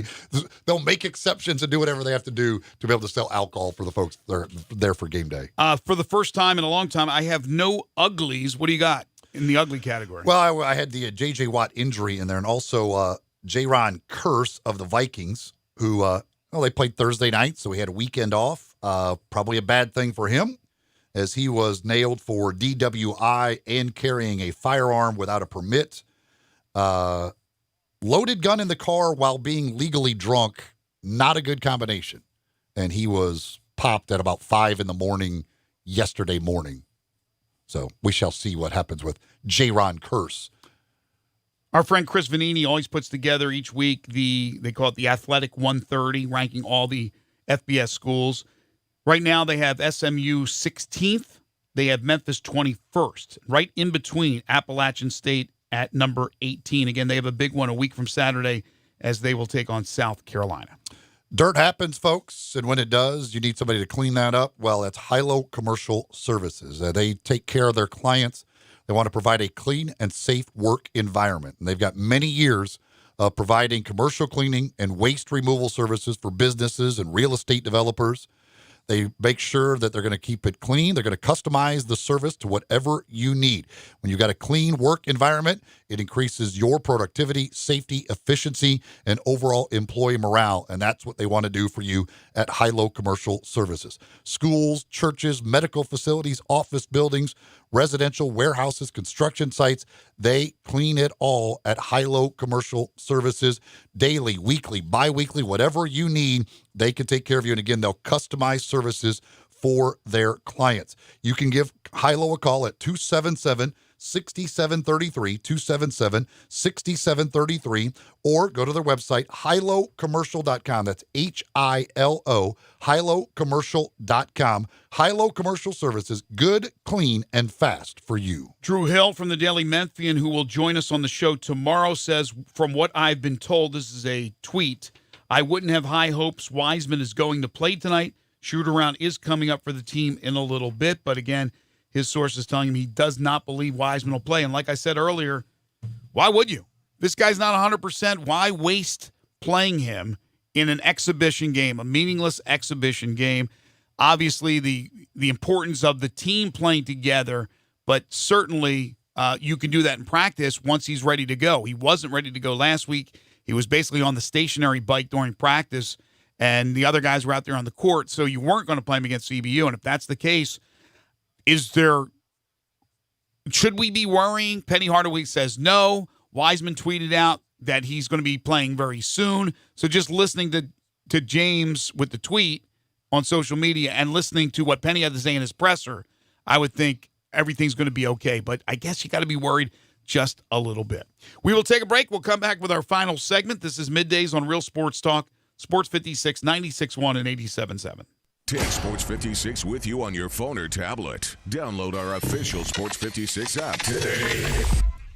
Pop the top on your next party. 34 North Cocktails. Available in Memphis now. Great for football grove parties, around the hunting campfire, and when you get home, entertain friends. Pop a premium can of Barrel Thief. Tastes just like an old-fashioned Barrel Thief made with aged bourbon, bitters, a hint of orange, a touch of vanilla, 15% ABV. Then, for you vodka lovers, try Sneaky Pucker, a refreshing lemonade premium vodka cocktail, 12.5% ABV. Made with super premium vodka, lavender, simple syrup, and lemonade. Delicious and smooth. Let the party begin with 34 North Cocktails. Come to Holly Chevrolet in Marion and get end of summer deals. Right now, save over $9,400 off MSRP on the strongest, most advanced Silverado ever. The all-new 2019 Chevy Silverado Double Cab LTZ 71 All-Star Edition. All 2018s must go. Get a 2018 Malibu for as low as $22,995. Stop by today and check out Holly's large selection of new and pre-owned cars, trucks, and SUVs ready for you to enjoy. And at Holly Chevrolet, it's a no-pressure, no-hassle environment. As a matter of fact, there's no badgers and never pay a dock fee. Find new roads at Exit 14 off I-55 in Marion, just 15 minutes from downtown Memphis. HollyChevrolet.com. 2019 Chevy Silverado Double Cab LTZ 71 All-Star, stock number N3607. 2018 Chevy Malibu, stock number N3377. All discounts, rebates, and incentives are included and applied. Must qualify and finance with GM Financial and have a 2005 or newer GM product. Prices don't include tax, tag, title, registration. Take delivery by 10/31/19. See dealer for details. You have to be up in 5 hours, 2 hours, 6 minutes. And when you hear, you realize that you haven't slept a wink. That's why there's ZzzQuil Pure Z's, a drug-free blend of botanicals with an optimal dose of melatonin, so you can fall asleep naturally with no next-day grogginess. It's available in both liquid and gummies, tastes great, and is non-habit forming. Pick up ZzzQuil Pure Z's from the sleep experts at Vicks ZzzQuil. ZzzQuil Pure Z's, naturally superior sleep. Available at retailers near you. Listen up, Rebel fans. You can now listen to Rebel Yell Hotline on 87.7 FM or on the web each and every Monday from 6 to 7 p.m. If you can't listen to 87.7 FM, Sports 56 has made it possible to listen online each and every week. All you have to do is go to sports56whbq.com and click on the Rebel Yell Hotline banner to listen. That's Rebel Yell Hotline each and every Monday night from 6 to 7 p.m. on 87.7 FM or on the web at sports56whbq.com.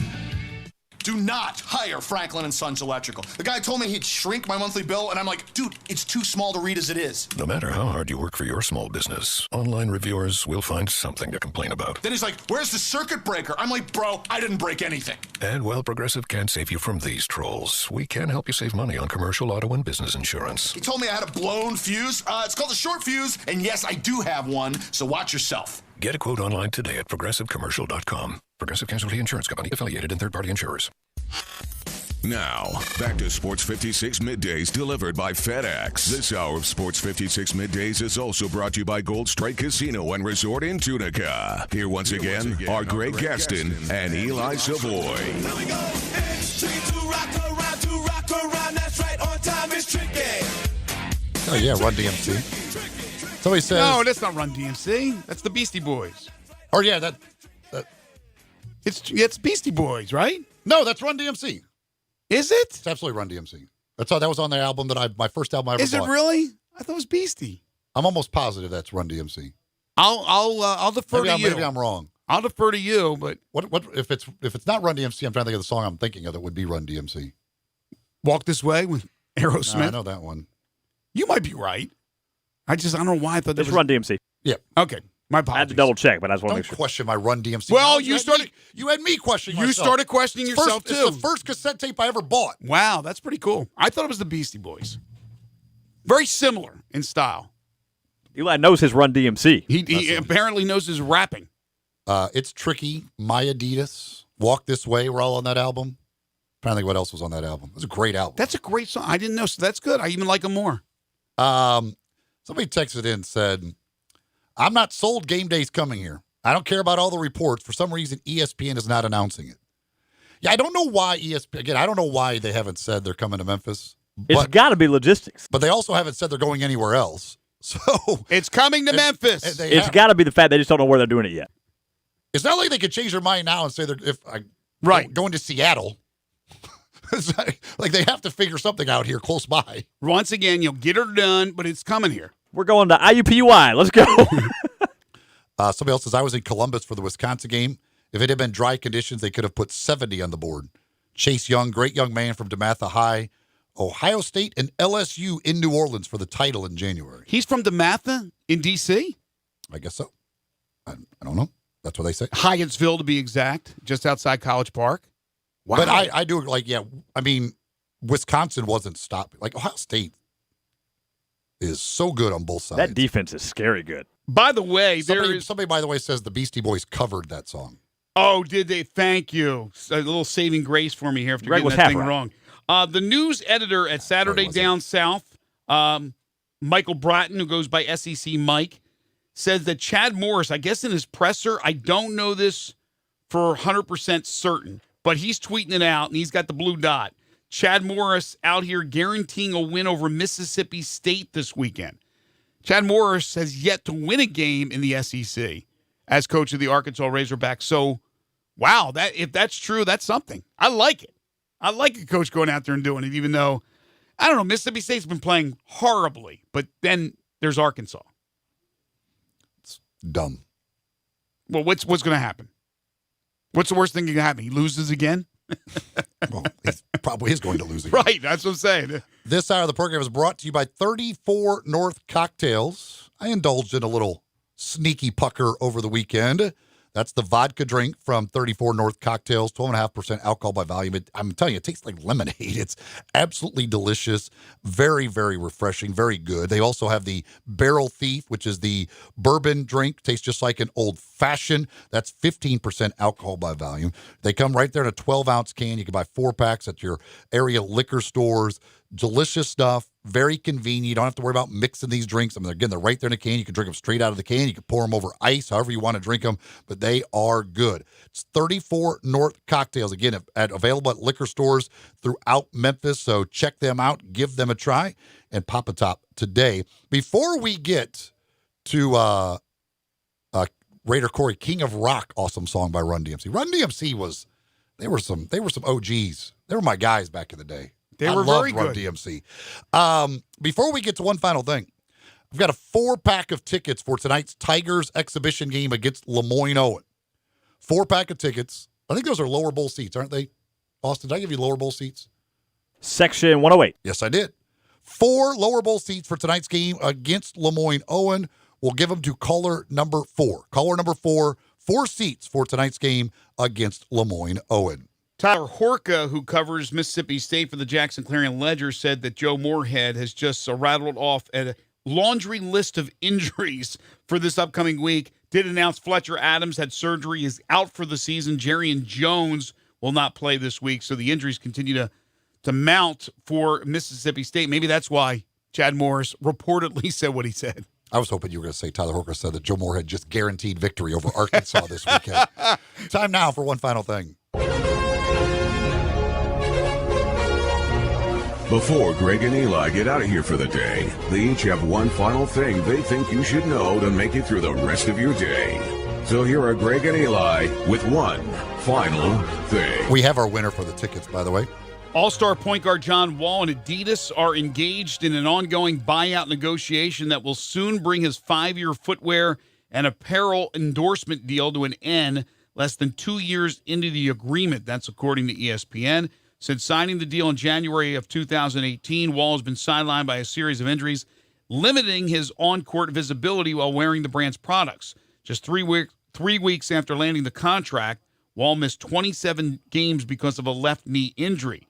The injury cost him what would have been his 5th All-Star Game appearance the following month when he was expected to help headline the brand's crazy BYWX sneaker in Los Angeles. Yeah, it's kind of tough to spend millions and millions of dollars on an athlete or anyone to endorse something when they're not visible, when they're not out there because of injuries.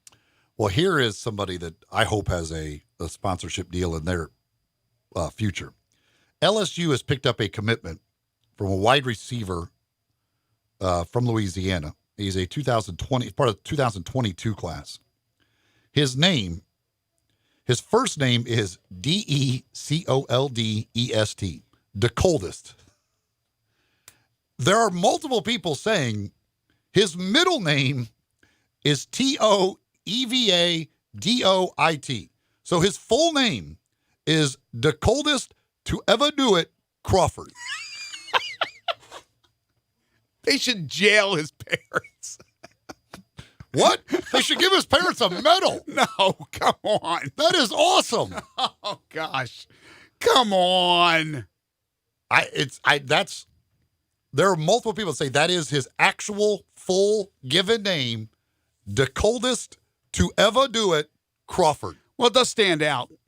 Has a certain ring to it, certain cachet to it. And apparently he's really good. So, I mean, it's bad if you name a kid that he turns out to be terrible. Right. Well, they didn't name him now. They named him when he was a baby. That's why you should give them an award. They nailed it. They had the foresight knowing that this kid was going to be a star. Can't we just stick to normal names like Scientific Map? Okay, I was giving Miss Margaret those tickets. What's the name I missed? The coldest to ever do it, Crawford. Oh yeah, love that. Best name ever. If that is truly his middle name, that's just beautiful. I mean, you saw why his mom named him that? No. I think he said in an interview that his mom named him that because she knew that he would be the best athlete in their family. Of course, that's what they're going to say. But if it doesn't turn out, it's still asinine. No, it's not. How about if this kid ended up being some dork? He couldn't play sports at all, and he's running around. He would be abused in school. Then maybe he plays chess, and he's the coldest to ever do that. So you have to have a normal name like God Sham God. Come on now. I mean, he's the coldest Crawford. And when you just hear you don't want to be Greg, the coldest to ever do it, Gaston? if your name's just the coldest Crawford, people don't even really think about it. It's when you put the middle name in there, then you got to think about it. Big thanks to Barrett Salih for joining us on the program today. Tomorrow, Steve Macy. By then, I think we will know what's happening with game day in Memphis. He'll join us from the University of Memphis. Don Wade, Connor O'Gara, and Drew Hill from the Daily Memphian on Memphis Tigers Hoops, as they will be in action tonight, exhibition style. They'll take on Lemoyne Owen. Stay tuned. Johnny Radio's Happy Hour is coming up next for Austin Eldridge and Eli Savoie. I'm Greg Gaston. Have a great Monday, everybody. Hit the spot.